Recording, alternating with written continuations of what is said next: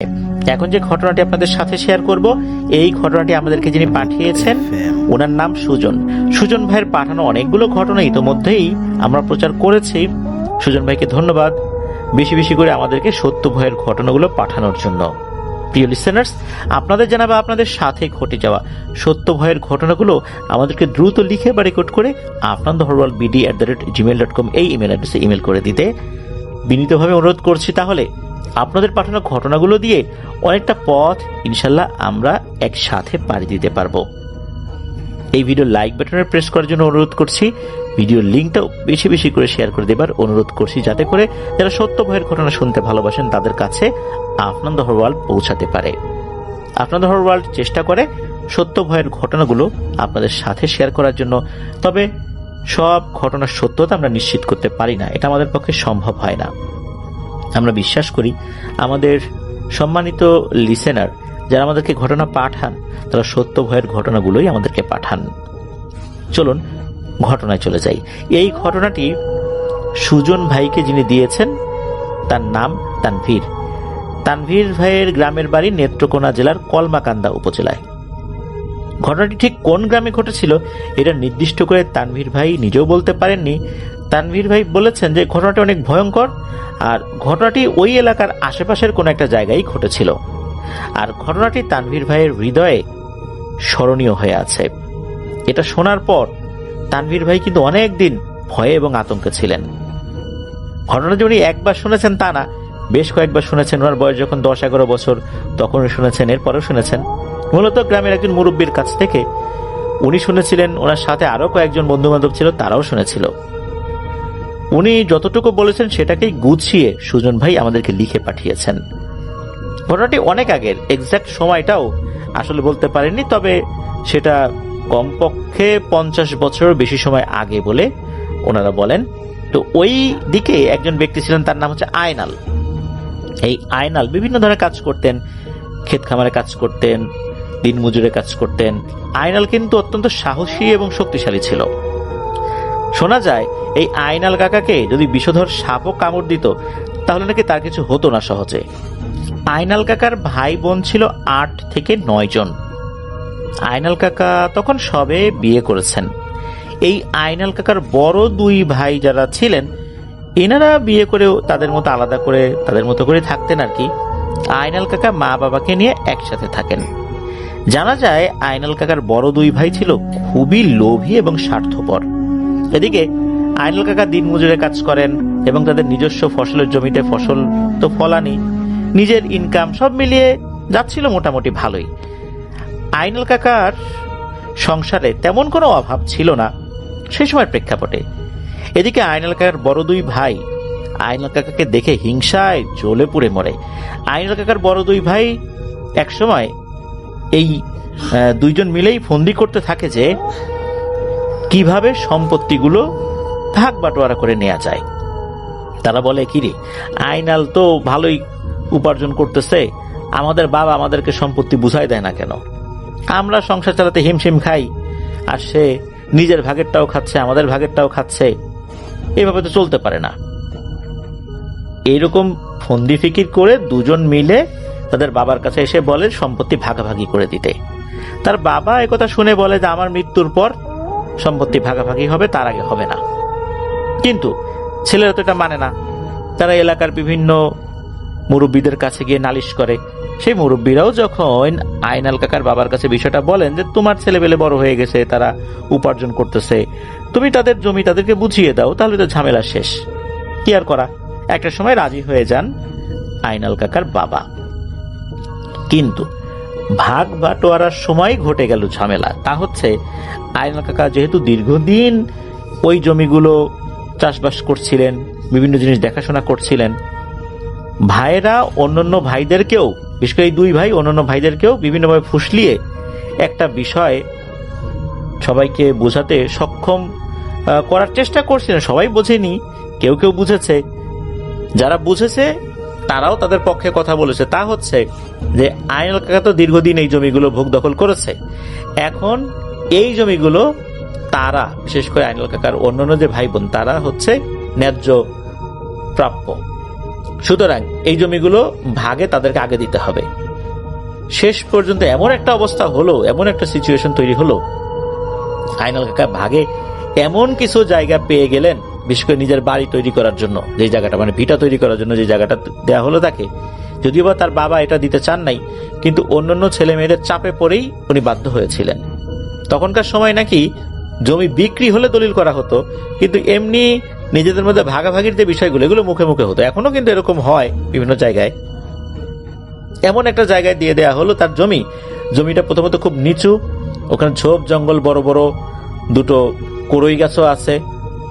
তারপরে দেখা যাচ্ছে যে জায়গাটা সবচেয়ে বড় সমস্যা, নিচু, ঝোপ জঙ্গল, ওদিকে আশেপাশে কোনো ঘর বাড়ি নাই। আশেপাশে মোটামুটি বলা চলে যে প্রায় 300 মিটারের মধ্যে কোনো ঘর বাড়ি নাই। হ্যাঁ, চিৎকার দিলে দূর থেকে শোনা যায়। সেই ঘর বাড়িগুলোর যে জমিগুলো সেগুলো কিন্তু উঁচু। ওখানে এমন একটা অবস্থা যে কেউ যে প্রাকৃতিক কর্ম সারার জন্য যাবে তাও সেখানে যায় না, মানে ওখানে যাবার কোনো প্রয়োজনই হয় না। এমন একটা জায়গায় আইনাল কাকাকে জায়গা দিয়ে দেয়া হলো। আইনাল কাকা তো মন খুব খারাপ করলেন, কিন্তু কি আর করা, যেহেতু ভাই বোনেরা এভাবেই তাকে তাদের ভাগটা বুঝিয়ে দিয়েছে, বাবারও তেমন কিছু করার ছিল না। এলাকাবাসীদের মধ্যে কিছু কিছু লোকদেরকে তার ভাই বোনেরাও তাদের পক্ষে কথা বলার জন্য রেডি করে ফেলেছিল। এগুলো উনি ভাগ্য মনে করেই মেনে নিলেন। এখন এই জায়গাটা তো নিচু ছিল, পাশে বড় একটা পুকুর কেটে সেই মাটি দিয়ে প্রথমে জায়গাটা উঁচু করতে হবে, ঝোপ জঙ্গল পরিষ্কার করতে হবে। ওখানে যে বড় বড় দুটো গাছ ছিল, প্রথমে ওনার বাবা এই গাছ দুটো কাটতে নিষেধ করে দেন যে না, ওই গাছ কাটা যাবে না। এখন দেখা গেল যে আইনাল কাকা এবার বেশ চটে গেছেন যে গাছ কাটা যাবে না, মানে ভাইরা কি এই গাছের ভাগও নিতে চায় নাকি? আমাকে এমন একটা জায়গায় ফেলে দিয়ে গাছ কাটতে নিষেধ করে, নিশ্চয়ই আমার বাবা ভাইদের কথায় এই কথা বলতেছেন। উনি রেগে গিয়ে এই গাছ কাটার জন্য লোক নিয়ে আসেন। আইনাল কাকার লোকজন গাছ দুটো কেটেও ফেলে। ওই সময় আবার আইনাল কাকার বাবা ওদিক দিয়ে যাচ্ছিলেন, দূর থেকে দেখলেন গাছ দুটি কাটা হয়ে গেছে। ওখানে আসার পর উনি আইনাল কাকাকে বলেন যে বাপরে, কি করলি? এই গাছে কিন্তু বেশ কিছু জিনেদের আখড়া ছিল, আস্তানা ছিল, গাছটা কেটে তো ভালো করলি না, আমি তো এই জন্যই নিষেধ করেছিলাম। ওই সময় আইনাল কাকা চিন্তা করেন যে আসলে বাবা তো নিষেধ করেছিল, আমি তো উল্টা বুঝেছিলাম, কাজটা মনে হয় ভালো হলো না। এই লোকজন যখন চলে যায় ওই দিন গাছ কেটে, পরদিন একজনও আসেনি। খোঁজ খবর নিলে জানা গেল যে এদের খুব জ্বর এসেছে। পরবর্তীতে নাকি এদের প্রত্যেকেরই শরীরের বিভিন্ন অংশ, বিশেষ করে কারো হাত কারো পা নাকি বিকলাঙ্গ হয়ে গিয়েছিল। এগুলা কিন্তু আর কখনোই ঠিক হয়নি। তো তারা তো আসেনি। পরবর্তীতে আইনাল কাকা নিজের মতো করে বিভিন্ন ভাবে ওই কাটা গাছগুলো অন্য মানুষদেরকে দিয়ে সরিয়েছিলেন। তারা তো আর গাছ কাটেনি, জাস্ট গাছগুলো সরিয়ে ফেলে আর কি। তো এরপরে উনি ওখানে বাড়ি তৈরি করেন, পুকুর কাটেন, পুকুরের মাটি নিয়ে উনি ভিটার মাটিগুলো উঁচু করেন আর কি। তাই এভাবে উনি ঘর ওখানে তৈরি করেছেন। 1-2 বছর কিন্তু তেমন কোনো সমস্যা হয়নি। মানুষজন দেখেছে ওই মাঠের ভিতরে নিচু জায়গায় আইনাল কাকা বাড়ি করেছে। তবে তখনও আইনাল কাকার বাড়ির আশেপাশে নতুন করে কোনো ঘর বাড়ি তৈরি হচ্ছিল না। একদিন হয় কি, আইনাল কাকা হাটেতে গিয়েছেন, সাপ্তাহিক বাজার করে বাড়িতে ফিরছেন। সময়টা বর্ষাকাল ছিল, কাদামাটির রাস্তা, এক হাতে হারিকেন অন্য হাতে বাজার নিয়ে রওনা হয়েছেন বাড়ির উদ্দেশ্যে। আইনাল কাকার বাড়িতে যেতে হলে বাজারের রাস্তা থেকে নেমে আরো 10 মিনিট ভেতরের দিকে হেঁটে যেতে হতো। আইনাল কাকা বাজারের রাস্তা থেকে নেমে বাড়ির রাস্তায় হাঁটছেন। এমন সময় আইনাল কাকা ফিল করলেন কেউ একজন তার পেছন দিক থেকে খুব দ্রুত হেঁটে আসছে। কাদামাটির উপর হাঁটলে একজনের শব্দ হয়, ওরকম শব্দ হচ্ছে। আইনাল কাকা সাথে সাথে পেছনে ঘুরে তাকালেন, কিন্তু কাউকে দেখতে পেলেন না। আইনাল কাকা মনের ভুল ভেবে আবারও হাঁটতে লাগলেন। আইনাল কাকার হাতে টিমটিমে হারিকেনের আলোতে যতদূর দেখা যায় সামনের দিকে শুধু অন্ধকার দেখা যাচ্ছে, অথচ সাইডে ডানে বায়ে পেছনে এতটা অন্ধকার না। চিন্তা করলেন কি ব্যাপার, সামনে এরকম অন্ধকার কেন? সামনের দিকে উনি আগাতে থাকলেন।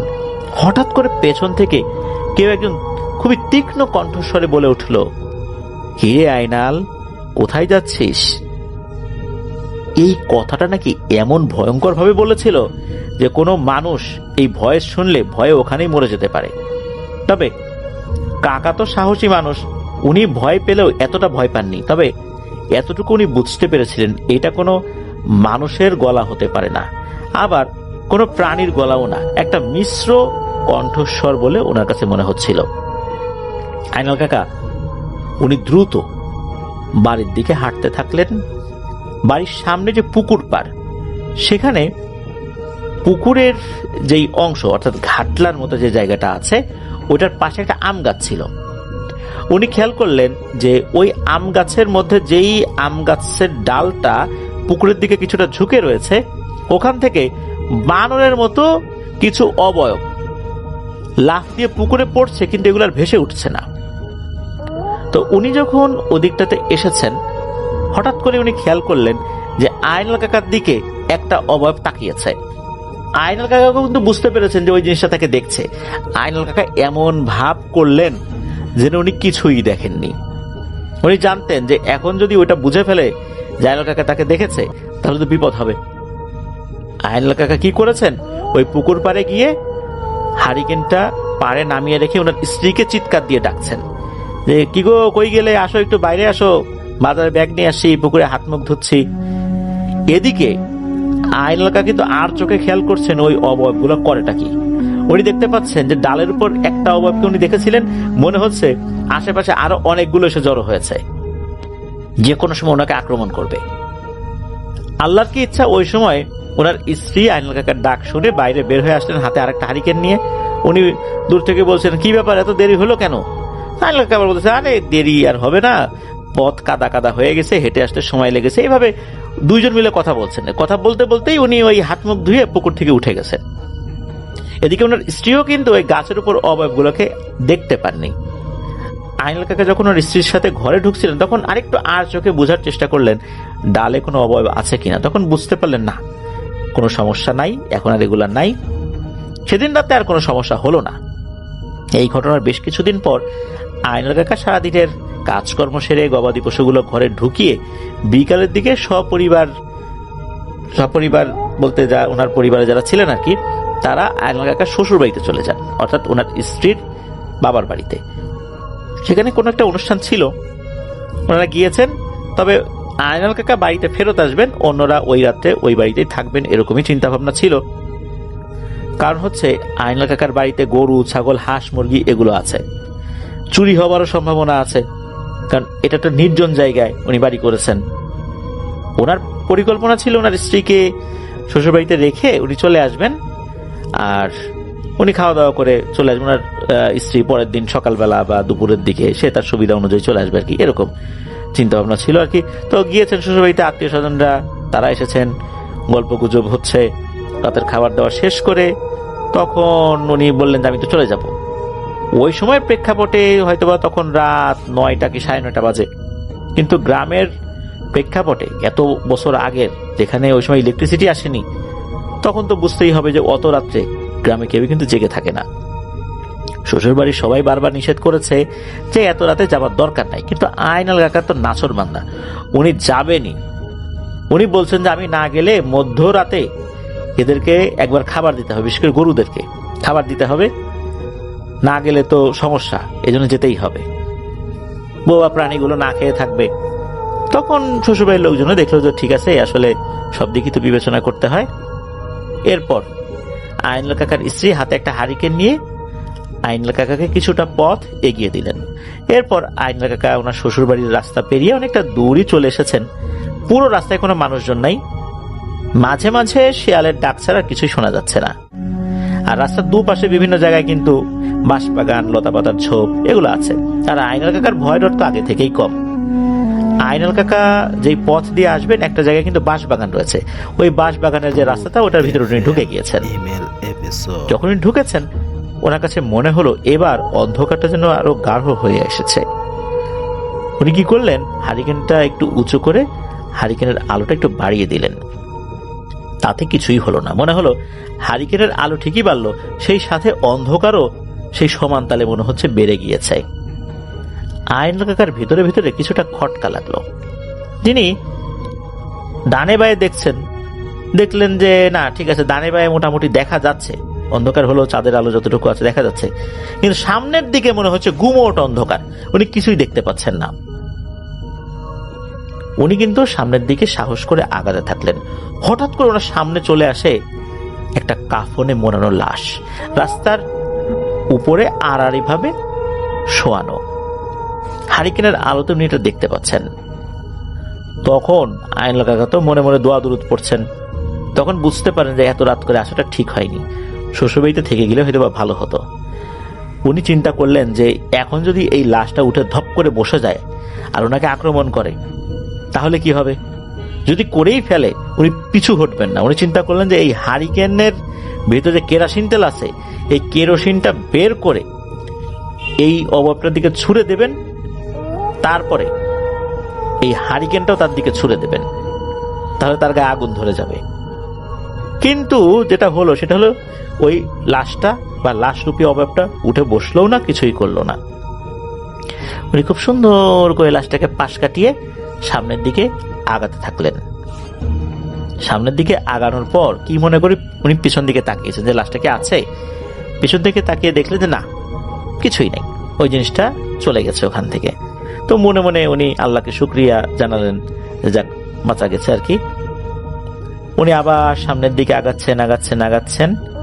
তো বাড়ির মোটামুটি কাছাকাছি আসছেন আর কি। উনি ওনার পুরনো বাড়ি, যেটাতে উনি আগে থাকতেন আর কি, তো ওই বাড়িটার কাছাকাছি আসেন। এটা পার হওয়ার পর হচ্ছে আবার নিচু জমি শুরু, সেখান থেকেও কিছুটা হেরে তারপরে হচ্ছে ওনার বাড়িটা। ওই পুরনো বাড়ির কাছাকাছি যখন এসেছেন, হঠাৎ করে কেউ একজন বলে ওঠে, কিরে বাবা, এত রাত করলি? এই শব্দটা যখন আসে, আইনাল কাকা কিন্তু কিছুতেই আন্দাজ করতে পারছেন না আওয়াজটা ঠিক কোন দিক থেকে আসছে। সামনে থেকে, পেছন থেকে, ডানে বায়ে, আবার মনে হলো আওয়াজটা মনে হলো মাথার উপর থেকে আসছে, তবে গলাটা বেশ পরিচিত। এরকম চিন্তা করতে করতে হঠাৎ করে দেখলেন ওনার সামনেই ওনার বাবা দাঁড়িয়ে আছে। আইনাল কাকা তার বাবাকে দেখছেন, চেহারাটা ফ্যাকাশে আর রক্ত শূন্য হয়ে আছে। আর আইনাল কাকার দিকে তাকিয়ে তার বাবা মিটমিট করে হাসছে। আইনাল কাকা কিন্তু এটা জানতেন যে এই জমি ভাগাভাগি হওয়ার পর উনি যখন বাড়ি করেছেন, ওনার বাবা স্বাভাবিকভাবে মারা গিয়েছিলেন। তাও সেটা প্রায় 1 বছর হয়ে গেছে। কিন্তু এইটা কি? এইটা তো তার বাবা না। আইনাল কাকা এক পর্যায়ে বিরক্ত হয়ে ওই অভাবটাকে উদ্দেশ্য করে বলে ওঠে আর কি, আচ্ছা বলেন তো, আমি আপনাদের কি ক্ষতি করেছি? বারবার কেন আপনারা আমার পিছু নিয়েছেন? আমার রাস্তা ছাড়েন, আমি বাড়িতে যাব। এই কথা বলার সাথে সাথে আইনাল কাকার বাবার রূপে থাকা ওই অবয়বটা হাত লম্বা করে আইনাল কাকার গলা চেপে ধরল আর খিলখিলিয়ে হাসতে শুরু করেছে। আস্তে আস্তে তার চেহারাটাও পরিবর্তিত হতে থাকলো। এদিকে আইনাল কাকা জোরে জোরে আল্লাহু আকবার, আল্লাহু আকবার বলতে লাগলেন। একটা সময় চোখের সামনেই আইনাল কাকার বাবার অবয়বটা ভ্যানিশ হয়ে গেল। আইনাল কাকা দ্রুত বাড়ির ভিতর ঢুকে রুমে গিয়ে শুয়ে পড়েন। গভীর রাতে বাড়ির চারপাশ দিয়ে কিসের জন্য হাঁটাহাঁটি, আর গরু যেরকম রাতের বেলা জোরে জোরে নিঃশ্বাস সারে ফসফস শব্দ হয়, ওরকম ফসফস আওয়াজ উনি শুনেছেন। তবে আইনাল কাকা ঘর থেকে বাইরে বের হননি। সকালবেলা ফজরের আজানের পর যখন একটু সকাল হয়েছে, আলো ফুটেছে, উনি বাইরে বের হয়েছেন। চিন্তা করলেন যে এত হাঁটাহাঁটি যেহেতু করেছে, উঠোনে নিশ্চয়ই পায়ের ছাপ দেখা যাবে, কিন্তু উঠোনে উনি কারো পায়ের ছাপ দেখতে পাননি। আর ওনার গোয়াল ঘরের গরু যেগুলো যেভাবে বাঁধা ছিল ঠিক সেভাবেই আছে। আইনাল কাকা এভাবেই কিন্তু সময় পার করছিলেন। একদিন দুপুরবেলা উনি ওনার গরুকে পানি খাইয়ে বাড়ি থেকে বেশ কিছুটা দূরে ছেড়ে দিয়ে আসলেন ঘাস খাওয়ার জন্য। আইনাল কাকা বাড়িতে এসে কিছুক্ষণ কাজকর্ম করে বারান্দায় একটা খুঁটির সাথে শরীর হেলিয়ে দিয়ে কখন যে ঘুমিয়ে গেছেন উনি নিজেও বুঝতে পারলেন না। এদিকে সন্ধ্যা হয়ে গেছে, মাঠের ভিতরে থাকা ওনার গরুগুলো হাম্বা হাম্বা করে ডাকাডাকি করছে। কারণ গরুগুলো যেগুলো বাঁধা ছিল এগুলো কিন্তু বাড়িতে আসতে পারেনি, আর যেগুলো ছাড়া ছিল এগুলো বাড়িতে চলে এসেছে। উনি বুঝতে পারলেন না এতটা সময় পার হয়ে গেল, সন্ধ্যা হয়ে গেল, উনি এখানে ঘুমিয়েই আছেন এই খুঁটির সাথে হেলান দিয়ে। ওনার স্ত্রী ওনাকে ডাকলো না, বিষয়টা কেমন যেন লাগে ওনার কাছে। উনি চিন্তা করলেন যে গরু যেগুলো চলে আসে তো আসছেই, যেগুলো আসেনি সেগুলো দ্রুত খুঁটি তুলে দিতে হবে, একাই চলে আসবে। উনি চলে গেলেন মাঠের মধ্যে, যে সমস্ত গরুগুলো তখনও খুঁটির সাথে বাঁধা ছিল সেগুলো মাটি থেকে ওই খুঁটিগুলো আলগা করে দিলেন, সেগুলো বাড়ির দিকে হাঁটা শুরু করলো। কিন্তু একটা গরু উনি দেখতে পাচ্ছেন না। ওনার একটা দুধেল গাই ছিল, ওনার একটা না কয়েকটা দুধেল গাই ছিল, তবে এই যে গাইটা, এই গাইটা ছিল প্রথম দিকের গাই। এটা থেকে 5-6টা বাছুর হয়েছে, সেগুলো বড় হয়েছে, সেগুলো যেগুলো মানে গাভী আর কি, সেগুলো দুধ দিচ্ছে। এই গাভীটা ওনার খুবই প্রিয় ছিল, এটাকে উনি খুঁজে পাচ্ছেন না, খুঁজছেন। তবে কিছুটা সাইড থেকে হঠাৎ করে হাম্বা হাম্বা ডাক আসে। এই ডাক শুনে উনি বুঝতে পারেন যে এটাই ওনার সেই গাভী।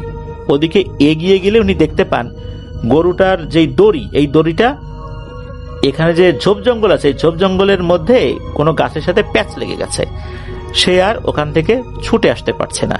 তবে সে যে এখান থেকে আসার জন্য চেষ্টা করেছে এটা বোঝা যাচ্ছে।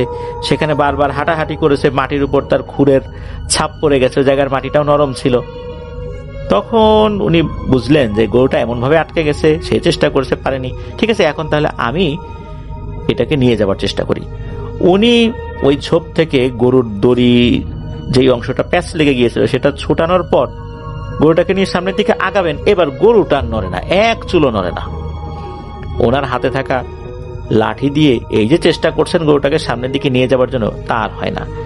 এর মধ্যেই ওনাদের পরিচিত এক প্রতিবেশী, ওনার বাড়ি থেকে আরো বেশ অনেক দূরে বলতে দূরেরও যেটা, সেটাও প্রায় 300 মিটার দূরে, ওই রকম একটা বাড়ির লোক। উনি আবার ওদিক দিয়ে যাচ্ছিলেন। তখন উনি বললেন, কি রে আইনাল, কি হইলো? তখন উনি বলছেন, এই যে দেখো না ভাই, গরু এটা যায় না। তখন দুজন মিলে ঠেলাঠেলি করছেন। পরে যিনি এসেছেন ওই প্রতিবেশী গরুর দড়িটা ধরে সামনের দিকে টানছেন, আর আইনাল কাকা পিছন থেকে ধাক্কাচ্ছেন, মাঝে মাঝে লাঠি দিয়ে আঘাতও করছেন যাতে করে গরুটা সামনের দিকে আগাতে থাকে। অনেক কষ্টে দুজন মিলে এই গরুটাকে বাড়িতে নিয়ে আসেন। নিয়ে আসার পর ওই যে গোয়ালঘর, এই গোয়ালঘরে কিন্তু ধোয়া দিতে হয়, তা না হলে কিন্তু মশার উপদ্রব বেড়ে যায়। ওখানে গিয়ে ধোয়া দিয়েছেন। এরপর মোটামুটি উনি চলে আসছেন ওখান থেকে সবকিছু ঠিকঠাক করে। সকালবেলা উনি যখন গোয়াল ঘরে গিয়েছেন গরুগুলোকে ছেড়ে দেবার জন্য, গিয়ে দেখেন এক হৃদয় বিদারক দৃশ্য। সবগুলো গরু ঠিকঠাক আছে, কিন্তু সেই দুধেল গাইটা মাটিতে পড়ে আছে, মুখ দিয়ে ফেনা বের হয়েছে অনেক, এটাও বোঝা যাচ্ছে। গরুটার জন্য খুব মায়া হয় আইনাল কাকার, কারণ এই গরুটা ওনার শুরুর দিকের গরু। এটার প্রতি আলাদা একটা মায়া মহব্বত ওনার থাকবে, এটাই স্বাভাবিক। উনি বুঝতে পেরেছিলেন গরুর মৃত্যুটা স্বাভাবিক না। তবে ওই সময় কিছু করার ছিল না, কারণ ওনাদের গ্রামের আশেপাশে তেমন কোনো ভালো কবিরাজও ছিল না যে এই বিষয়ে উনি খুব সহজেই কোনো একটা পদক্ষেপ নেবেন। তো আইনাল কাকার জীবনে কিন্তু এরকম বহু ঘটনা ঘটে চলছে, টুকটাক অনেক ঘটনায় ঘটে চলছে। একদিন রাতের বেলা আইনাল কাকার ওয়াশরুমে যাবার দরকার হলো। রাত তখন ঠিক কয়টা বাজে উনি বুঝতে পারেননি, তবে গভীর রাত ছিল। আইনাল কাকা ঘর থেকে বের হয়ে একটা মাটির পাত্র হাতে নিয়ে ওয়াশরুমে গিয়েছেন। যখন উনি ওয়াশরুমে গিয়েছেন তখন ওনার কাছে মনে হলো ওনার বাড়ির পেছনে থাকা পুকুরে কেউ গোসল করছে, পানির খলখল আওয়াজ হচ্ছে। গোসল করলে, সাঁতার কাটলে যেরকম আওয়াজ হয় ওই রকম আওয়াজ উনি শুনতে পেলেন। তখন উনি বুঝতে পারলেন যে কি ব্যাপার, ঘটনাটা কি। এইখানে তো এত রাতের বেলা কারো গোসল করতে আসার কথা না, দিনের বেলায় দিয়ে লোকজন এদিকে আসে না, আর রাতের বেলা আমার পুকুরে এসে গোসল করবে। উনি কিন্তু আসার সময় দেখে এসেছিলেন ওনার ওয়াইফ ওনার পাশেই ঘুমাচ্ছিল। আশেপাশে ঘর বাড়িও দূরে দূরে, এখানে থেকেও আসবে না। তখন উনি বুঝতে পারলেন এখানে নিশ্চয়ই অন্য কিছু আছে। কি আছে? কৌতূহল নিয়ে উনি ওয়াশরুম থেকে বের হয়ে ওদিকে গিয়েছেন।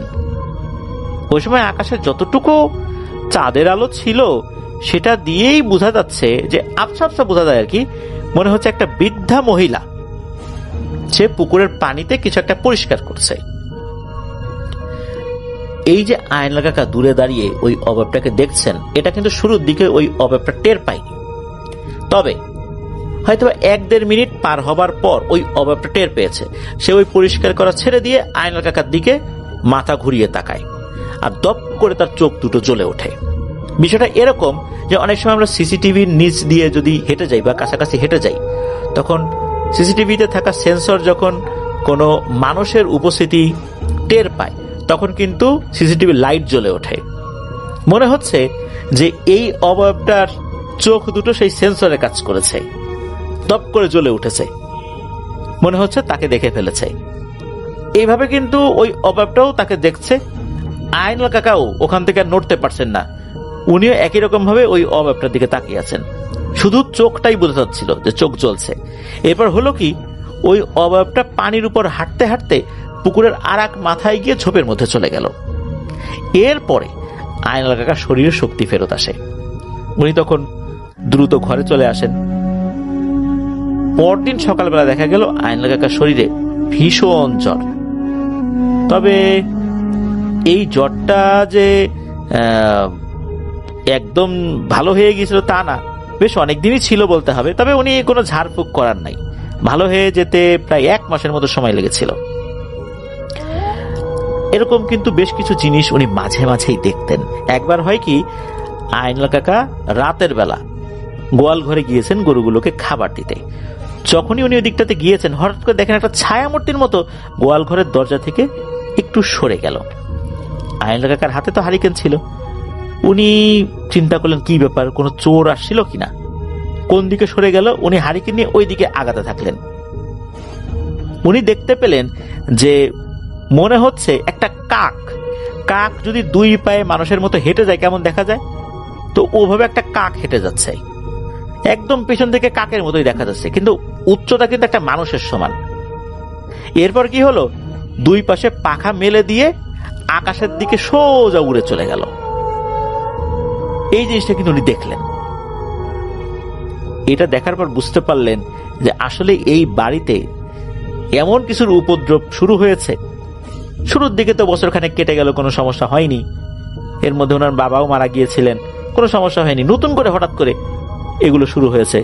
গরুটা মারা গেল, বিভিন্ন সময় তো উনি বিষয়গুলো দেখছেন। এখন আইনুল কাকার বুঝতে আর বাকি রইল না যে এবার এই সমস্যাটা খুব ভালোভাবেই শুরু হয়েছে। উনি চিন্তা করলেন যে ওনার গরুগুলো তো ওনার খুব বড় একটা সম্পদ, কেননা গরুগুলো বড় হলে উনি সেগুলো বিক্রি করেন। তারপরে বিক্রির যে টাকাটা, এই টাকা থেকে অর্ধেক টাকা দিয়ে আরো গরু কেনেন, বাকি অর্ধেক সংসারের জন্য খরচ করেন। এখন এই গরুগুলোর উপরে নিশ্চয়ই এগুলো লেগেছে। গরুগুলোকে যদি মেরে ফেলে তাহলে তো ওনার অবস্থা খারাপ হয়ে যাবে, অর্থনৈতিকভাবে উনি খুবই দুর্বল হয়ে পড়বেন। উনি চিন্তা করলেন, যাক এখন আর ঘরে ঘুমাবো না, রাতের বেলা গোয়াল ঘরে ঘুমাবো। গোয়াল ঘরের এক পাশে উনি বাঁশের মাচা তৈরি করে সেখানেই থাকা শুরু করলেন। 1-2 রাত থেকেছেন, কোনো সমস্যা হয়নি। তবে কয়েকদিন পর থেকে একটা সমস্যা শুরু হয়ে গেল। আইনুল কাকার কাছে মনে হতো গভীর রাতে কে যেন তার গলা চেপে ধরে। চোখ মেলে তাকাতেই উনি আর কিছু দেখেন না। এরকম কিন্তু টানা কয়েকদিন হয়েছে। এক রাত্রে উনি একটু ঘুমের ভাব ধরে পড়ে আছেন, মানে ঘুমাচ্ছেন না এমন ভাব যে উনি গভীর ঘুমে আচ্ছন্ন। মাঝে মাঝে উনি চোখ খুলে দেখার চেষ্টা করছেন যে কেউ আসে কিনা। বিশেষ করে ওই গোয়াল ঘরের এক সাইডে কিন্তু 2টো জানালা কাটা ছিল। যখন ধোঁয়াগুলো দেয়া হতো, ওই ধোঁয়াগুলোকে আবার বাইরে বের করে দেওয়ার জন্য ওই জানালা দিয়েই উনি ওই কুলার মতো একটা জিনিস দিয়ে বাতাস করতেন, যাতে ধোঁয়াগুলো আবার দ্রুত বের হয়ে যায়। আর ওখানে থাকতে হলে তো বাতাসেরও দরকার হয়, এই জন্য জানালা 2টো কাটা হয়েছিল। উনি ওরকম একটা জানালার পাশেই শুয়েছিলেন। গভীর রাতে উনি দেখলেন ওই জানালার ভেতর দিয়ে মনে হচ্ছে লম্বা লিকলিকে একটা নারী অবয়ব ঢুকলো। ঢোকার পরে দূরে দাঁড়িয়ে থেকেই মনে হলো সে তার হাতটা লম্বা করে বাড়িয়ে দিয়ে খপ করে আইনুল কাকার গলা চেপে ধরেছেন। যখনই গলা চেপে ধরেছেন, আইনুল কাকা তো জেগেই ছিলেন, উনিও ওই হাতটাকে চেপে ধরেছেন। যখন আচমকা উনি নিজেও হাতটাকে চেপে ধরেছেন, তখন মনে হলো যেই অবয়বটা তার গলা চেপে ধরেছে সে বেশ দ্বিধাগ্রস্ত হয়ে পড়েছে। সে চিন্তা করছে কি ব্যাপারে, তো ঘুমিয়েছিল, ওর তো এরকম হওয়ার কথা না। তখন নাকি সে ছেড়ে দিয়ে একটা ধোঁয়ার মতো হয়ে জানালা দিয়ে বের হয়ে যায়। তো এটা কিন্তু আইনুল কাকা দেখলেন, বুঝতে পারলেন। এখন গরুগুলোকে সেভ করার জন্য উনি আর কি করবেন এসব চিন্তা করছেন, যে এটাই তো ওনার বেঁচে থাকার অন্যতম একটা অবলম্বন। এখান থেকে ওনার অর্থকরী উপার্জন হয়। আইনুল কাকা একজন হুজুরের কাছে গেলেন, সম্পূর্ণ ঘটনাটি শেয়ার করলেন। এরপর হুজুর বললেন যে আচ্ছা তুমি একটা কাজ করো, তুমি এখন যে গরুগুলো পালছো সবগুলো বিক্রি করে দাও। হুজুরের পরামর্শ অনুযায়ী উনি এগুলো বিক্রি করার পরিকল্পনা গ্রহণ করেন। আর হুজুর এটাও বলেন যে তুমি যেই জায়গায় বাড়ি করেছো একদম তোমার বাড়ির লাগোয়া তো কোনো ঘর বাড়ি নাই, এখন তুমি যদি এখানে থাকো কোনো একটা অঘটন ঘটে মানুষজন তো জানতেও পারবে না, জায়গাটা বেশি ভালো না, এখন তুমি এই জায়গাটা ছেড়ে অন্য জায়গায় চলে যাও। এদিকে আইনুল কাকা কিন্তু এই কথা মানতে পারেন না, কেননা এটা তো ওনার একটা ভিটা, ওনার বাবা এই জমিটা মৃত্যুর আগে দিয়ে গেছেন, ভাইদের চাপে হোক আর যে কোনো কারণে হোক বাবার একটা দেয়া জিনিস এটা উনি কিভাবে ছেড়ে চলে যাবেন এটা উনি মানতে পারছেন না। অনেক কষ্ট করে এই জায়গায় ঘর তৈরি করেছেন, মাটি কেটে এখানকার জমি উঁচু করেছেন, পুকুরের মাটি নিয়ে ভিটা তৈরি করেছেন, এখন এগুলো আসলে কিভাবে করবেন, ছেড়ে যাবেন, এটা নিয়ে উনি খুব দ্বিধাগ্রস্ত হয়ে পড়েন। এদিকে ভালো ভালো জমিগুলো তো ওনার ভাই বোনেরা নিয়ে নিয়েছে, তারাও তো নতুন করে নতুন জায়গায় ওনাকে ঘর বাড়ি করতে দেবে না, এটা উনি জানতেন। এখন কি আর করা, তারপরও কিছু কাজ তো করতে হবে, গরুগুলো বিক্রি করে দেওয়ার দরকার। উনি কি করলেন, বেশ কিছু গরু নিয়ে বাজারে চলে গেলেন। যাওয়ার সময় পাশে এক প্রতিবেশীকে উনি সাথে নিয়ে গিয়েছিলেন। যেই বাজারে গিয়েছিলেন সেই বাজারটা ওনার বাড়ি থেকে প্রায় 15 থেকে 18 কিলোমিটার দূরে। উনি যখন ওখানে গিয়েছেন, যাওয়ার পর মোটামুটি সব গরুই বিক্রি করে দিয়েছিলেন, তবে একটা গাভী গরু আর কি, এইটার দর দামে বনাবনি হচ্ছিল না দেখে উনি ওই গরুটাকে বাড়িতে ফিরিয়ে নিয়ে যাবেন এরকম সিদ্ধান্তই গ্রহণ করলেন। যেহেতু সাথে একজন লোক আছে, নিয়ে যেতে সমস্যা হবে না, অন্যান্য গরুগুলো বিক্রি করে দিলেন। ষাঁড় গরু ছিল, গাভী গরু ছিল, মানে গাই গরু বলে অনেকে। এরপর ওই গরুটা নিয়ে ওনার রওনা দিয়েছেন। যখন রওনা দিয়েছেন অনেকটা পথ তো হেঁটে আসতে হবে, তো আসছেন তখন এমন একটা জায়গায় চলে আসেন, ওখান থেকে আইনাল কাকার বাড়ির দূরত্ব পায়ে হেঁটে সর্বোচ্চ 30 মিনিটের মতো লাগতে পারে। ওই সময়ে আইনাল কাকা বলে উঠলেন যে দেখছো ভাই, এমনিতে গরু কিন্তু এত পথ হেঁটে আসে না, এই গরুটা অনায়াসে এতটা পথ হেঁটে আসলো, একটা জায়গায় দাঁড়ালো না, বিশ্রামও নিল না, খুব ভালো তো। যেই না এটা বলছে সাথে সাথে ওই গরু দাঁড়িয়ে গেছে, গরু তো আর নড়ে না। ওনাদের কাছে কিন্তু লাইট ছিল না, হারিকেনও ছিল না, অন্ধকারে ওনারা পথ দেখে দেখে আসছিলেন। তো যেখানে এসে গরুটা দাঁড়িয়ে যায় ওইখান থেকে একটু সামনের দিকে তাকালে আর কিচ্ছু দেখা যায় না, মনে হচ্ছে ওখানে গুমোট অন্ধকার হয়ে আছে, অথচ ডানে বায়ে পিছনে কিন্তু মোটামুটি চাঁদের আলোতে দেখা যাচ্ছে। গরুগুলো কি করেছে, এবার দাঁড়ানো থেকে শুয়ে পড়ে, বিশেষ করে ওই গরুটা আর কি, ওখানে একটাই গরু ছিল, গরুগুলো না, একটাই গরু। তো তখন আর কি ওই ওনার প্রতিবেশী বলছেন, আরে আইনাল ভাই, মনে হয় তুমি বলছো এই কথাটা গরু শুনছে যে সারা পথ বিশ্রাম নেয় নাই, তখন ওর মনে পড়ছে ওর এখন বিশ্রাম নিতে হবে, এই জন্য এখন সে বিশ্রাম নিচ্ছে। তো এই কথা শোনার পর দুজন একটু হাসাহাসি করেন, একটু তামাশা করেন যে আসলেই তো গরুরও দেখি মাথায় বুদ্ধি হয়ে গেছে বেশি, আমাদের কথা বুঝতে পেরে ওর বিশ্রাম নেওয়ার কথা মনে পড়ে গেছে। এখন এই গরু যে বসছে এইটা আর কোনোভাবেই ওঠে না, বাড়ির এত কাছাকাছি এসে এখন এই অবস্থা, এখন ওরা কি করবেন, গরুকে কোনোভাবেই উঠাতে পারছেন না। যাই হোক, অনেক কষ্টে গরুকে একটা পর্যায়ে দুজন মিলে দাঁড় করানোর সাথে সাথে হয় কি, ওই গরুটা এক পাশে দেয় এক ঝেড়ে দৌড়, এমন ভাবে দৌড় দিয়েছেন আচমকা হাত থেকে গরুর দইটাও কিন্তু ছুটে যায় আইনাল কাকার। এদিকে দুজন মিলে গরুর পিছনে ধাওয়া করেছেন, পাশে একটা জঙ্গল ছিল, জঙ্গলের মধ্যে গরু ঢুকে গেছে। এখন এই অন্ধকারের মধ্যে গরু খুঁজবেন কিভাবে, ওরা দুজন আলাদা না হয় একত্রে গরু খোঁজা শুরু করলেন। গরু খুঁজছেন, হঠাৎ করে মনে হলো কিছুটা দূর থেকে, অর্থাৎ ওনারা যদি পূর্ব দিকে থাকেন মনে হচ্ছে পশ্চিম দিক থেকে গরু হাম্বা করে ডেকে উঠলো। তখন ওরা বুঝতে পারলেন গরুটা ওই দিকে গেছে। তো ওই দিকে গিয়ে গরু খুঁজছেন, হঠাৎ করে মনে হলো দক্ষিণ দিক থেকে হাম্বা করে ডেকে উঠেছে, আবার দক্ষিণ দিকে গিয়েছেন। এইভাবে ওনারা যখন কোন একটা দিকে যান, উল্টো দিক থেকে ওই গরুর ডাক ভেসে আসে। এইভাবে অনেকটা সময় ওনারা ওই গরু খুঁজেছেন, কিন্তু গরুকে আর খুঁজে পান না।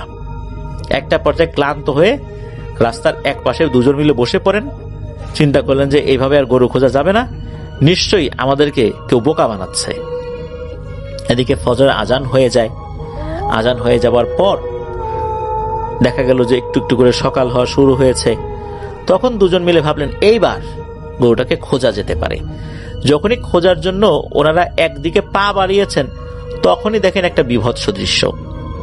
গরুর মাথাটা পড়ে আছে আর হাড়গোড় এদিক সেদিকে ছিন্ন ভিন্ন অবস্থায় পড়ে আছে, মাথা ছাড়া একটু মাংসও নেই ওই হাড়ের সাথে, মাথাটা শুধু অক্ষত। দেখেই বোঝা যাচ্ছে এই গরুর এই অবস্থা আরো অনেকক্ষণ আগেই হয়েছে। অথচ সারা রাত ওনারা গরু খুঁজেছেন, একদম ফজর আজানের আগ পর্যন্তও কিন্তু গরুর ডাক উনি শুনেছেন, যে একবার এপাশে ডাকে একবার ওপাশে ডাকে। তাহলে এই ডাকগুলো ছিল এক মায়াজাল। ওনারা সারাটা রাত এই মায়াজালের পিছনে ছুটে বেরিয়েছেন, কিন্তু গরুকে বহু আগেই একদম চেটে পুটে খেয়ে ফেলেছে দুষ্টু পিশাচের দল। এটা ওনারা বুঝতে পারেন। মন খারাপ করে বাড়িতে চলে আসেন। তবে আল্লাহর কাছে শুকরিয়া আদায় করেন যে আল্লাহর অশেষ রহমতে ওই রাতে ওনার প্রতিবেশী এবং আয়নাল কাকার কোনো ক্ষয়ক্ষতি হয়নি, শুধু এই গরুটার উপর দিয়ে গিয়েছে। তো এইটা গেল একটা ঘটনা। এরপর মাসখানেক ওনার বাসায় আর কোনো সমস্যা হয়নি। একদিন গভীর রাতের বেলা আয়নাল কাকার ঘুম ভেঙে যায়। ঘুম মূলত ভাঙে বাইরে থেকে কোন একটা শব্দের কারণে। ওনার কাছে মনে হচ্ছিল বিশাল আকৃতির কোন একটা বস্তুকে টেনে হিঁচড়ে বাড়ির উঠোন দিয়ে কোথাও নিয়ে যাওয়া হচ্ছে। আয়নাল কাকা ঘরের বেড়ার ফাঁকা দিয়ে তাকিয়ে দেখতে পেলেন কালো পোশাক পরিহিত 3 থেকে 4টি অবয়ব বিশাল দেহী একটা প্রাণীকে টেনে নিয়ে যাচ্ছে। সেটা যে কি প্রাণী এটাও ভালো করে বোঝা যাচ্ছিল না। এমনিতে তো আয়নাল কাকার প্রচন্ড রাগ, কারণ একটার পর একটা অঘটন ঘটেই যাচ্ছে। দুইটা গরু তারা মেরে ফেলেছে। আয়নাল কাকা কি করেছেন, ঘরের ভেতরে থাকা একটা বাঁশের লাঠি নিয়ে দরজা খুলে বের হয়ে সামনে যেই অবয়ব পেয়েছেন সেটাকে বেদম পিটুনি দেওয়া শুরু করেছেন। এইটারে 5টা বাড়ি দেয়, তো আর একটা 7টা বাড়ি দেয়। তো এইরকম সামনে যেটাকে পাচ্ছে ধামাধাম মাইট চলছে। তখন হয় কি, তার কাছে মনে হয় পেছন থেকে খপ করে কেউ তাকে ধরে ফেলেছে। আমরা যেভাবে ঢিল ছুরি, হাতে ঢিল নিয়ে দূরে ছুড়ে দিই বা পুকুরের দিকে অনেকে ছুড়ে দেন, আয়নাল কাকার কাছে মনে হলো ওনাকে ওইভাবে খপ করে ধরে ঢিলের মতো করে ছুঁড়ে মেরেছে ওই পুকুরের দিকে। ধপাস করে গিয়ে ওই পুকুরের উপরে পড়েছেন। এত বড় একটা মানুষ পুকুরের উপরে এত দূর থেকে গিয়ে পড়েছে, আওয়াজটা কেমন হতে পারে? ওই আওয়াজে ওনার স্ত্রীর ঘুম ভেঙে যায়। পাশে তাকিয়ে দেখেন যে আয়নাল কাকা নাই, দরজা খোলা। উনি হারিকেন নিয়ে তাড়াতাড়ি বের হয়েছেন। বের হয়ে দেখতে পান উঠোনের উপরে ওনার মোটা বাঁশের লাঠিটা পড়ে আছে। এদিকে তো উনি ওনার স্বামীকে ডাকাডাকি শুরু করেছেন। ডাকের উত্তর নিয়েছেন আয়নাল কাকা। দেখা গেল যে আয়নাল কাকা পুকুর থেকে উঠে আসছেন, লুঙ্গি একদম ভিজে একাকার হয়ে গেছে। উনি লুঙ্গি চিপতে চিপতে উঠে এসছেন আর কি। ওনার স্ত্রী বলছেন যে কি ব্যাপার, তুমি পুকুরে গেলা কিভাবে, আর এত জোরে পানিতে আওয়াজ হলো বা কিসের? আয়নাল কাকা ওই সময় কিছু বলেননি, বললে ওনার স্ত্রী ওই সময় ভয় পেতে পারেন। উনি বললেন যে না, কিছু না, আমি আসছিলাম, হঠাৎ করে পা পিছলে পুকুরে পড়ে গেছি। পরদিন সকালবেলা আয়নাল কাকার শরীরে বিভিন্ন জয়েন্টে এমন ব্যথা, উনি বিছানা থেকে আর উঠে দাঁড়াতেই পারেন না। যেই হুজুরের কাছে উনি গিয়েছিলেন, যার পরামর্শ নিয়েছিলেন, তার কাছ থেকে ঝাড়ফুঁক পানি পড়া নিয়ে আসেন। প্রায় দীর্ঘ 3 মাস ওনার আন্ডারে থেকে চিকিৎসা নেবার পর ওনার শরীরটা অনেকটাই সুস্থ হয়ে যায়। তবে পরিপূর্ণভাবে সুস্থ হয়নি। 3 মাস উনি খেতে খামারে যেতে পারেননি। ফসলের জমিটা আগাছায় একদম একাকার হয়ে গেছে। ফসলের ক্ষেতগুলো নষ্ট হয়ে যাবার উপক্রম হয়েছে। আয়নাল কাকা ছোটবেলা থেকেই অনেক পরিশ্রমী। সুস্থ হওয়ার পর একটা দিনও উনি বাড়িতে বসে রইলেন না। জমিতে গিয়ে সেই আগাছা পরিষ্কার থেকে শুরু করে আরো অনেক কাজ শুরু করলেন। তো উনি এরকম কাজ করছেন, কয়েকদিন স্বাভাবিকভাবে করলেন। একদিন কাজ করতে করতে সন্ধ্যা হয়ে, বিশেষ করে সন্ধ্যা পেরিয়ে রাত হয়ে যায়। চাঁদের আলোতে আয়নাল কাকার কাজ করতে বেশ ভালোই লাগছিল। মনে আনন্দ নিয়েই নিজের জমিতে কাজ করছেন। নিজের জমিতেই তো কাজ করছেন, অন্য কারো জমিতে তো কাজ করছেন না, এটা নিজের কাজ, এই ভেবে মনের উৎসাহ নিয়েই কাজ করছেন। অনেকক্ষণ কাজ করার পর উনি চিন্তা করলেন, থাক, আজকে আর করবো না, কালকে সে বাকিটা করব। এটা চিন্তা করে যখনই উনি উঠে দাঁড়িয়েছেন ওনার জমির ভেতরে, তখন উনি দেখতে পেলেন বেশ কিছুটা দূরে ক্ষেতের আইল ধরে মনে হচ্ছে কেউ একজন হেঁটে আসছে। আয়নাল কাকা ভেবেছিলেন হয়তো বা তার মতোই কেউ মাটির কাজ করেছে, রাত পর্যন্ত এখন বাড়িতে ফিরে আসছে, এরকম তো অনেকেই করে। দেখি তার সাথে একসাথে হাঁটতে হাঁটতে বাড়ির দিকে চলে যাই। এদিকে উনি খেয়াল করলেন এই লোকটা হেঁটে আসছে তো আসছেই, হাঁটছে হাঁটছে, কিন্তু তার কাছে আর আসে না। কি ব্যাপারে, এতক্ষণ তো লাগার কথা না তার কাছে আসতে। এক পর্যায়ে ধৈর্য হারিয়ে আইনাল কাকা ডাক দিল, ও ভাই এদিকে আসেন, এদিকে আসেন, আবার কাছে আসেন। আরে এতক্ষণ ধরে হাঁটছেন, কাছে আসেন না কেন, আসেন। যেই নাই উনি এই কথা বলেছেন, মনে হলো দূরে থাকা ওই অভাবটা 1 সেকেন্ডেরও কম সময়ের ব্যবধানে তার থেকে মাত্র 1 হাত দূরে এসে দাঁড়িয়ে গেছে এবং বলছে, কিরে কেমন আছিস আইনাল? সুযোগে ছিলাম রে, কবে তুই নিজে থেকে ডেকে কাছে নিয়ে আসবি, এখন সেই সুযোগটা পেলাম। তুই কিন্তু ডেকে আমাকে কাছে নিয়ে আসছিস, এখন কিন্তু তোর আর নিস্তার নেই। আইনাল কাকা চাঁদের আলোতে যতটুকু দেখতে পেলেন, লোকটার যে হাইট স্বাভাবিক একটা মানুষের মতোই, কিন্তু তার মুখমণ্ডল যেটা, মুখটা মনে হচ্ছে সুচালো, অনেক লম্বা, এত লম্বা যে মনে হচ্ছে পুরো মাথাটা লম্বা হয়ে হাঁটু পর্যন্ত নেমে এসেছে। এরকম তো হয় না কখনো, কোনো মানুষের হয় না, এতটা লম্বা। এইটা দেখার পর উনি তো অনেক ভয় পেয়ে যান।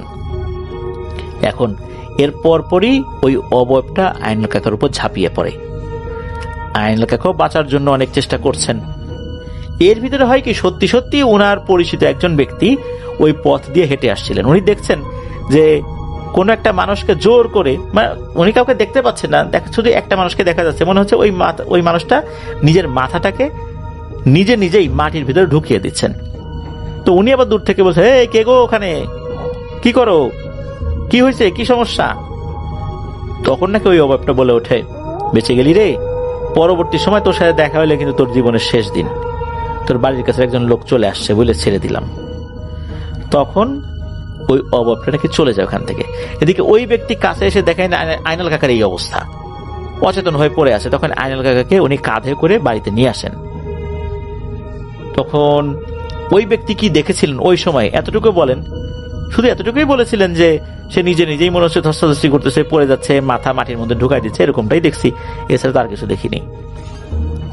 এরপর আইনাল কাকা আবারও অসুস্থ হয়ে পড়েন। প্রায় 6 মাসের মতো উনি অসুস্থ ছিলেন। এই অসুস্থতার মধ্যেই ঘটে যায় আর একটা মর্মান্তিক ঘটনা। আইনাল কাকার কিন্তু 3টা মেয়ে হয়েছিল। বড় মেয়ের নাম ছিল হোসনে আরা। ঘটনার সময় তার বয়স আনুমানিক 15 কি 16 বছর।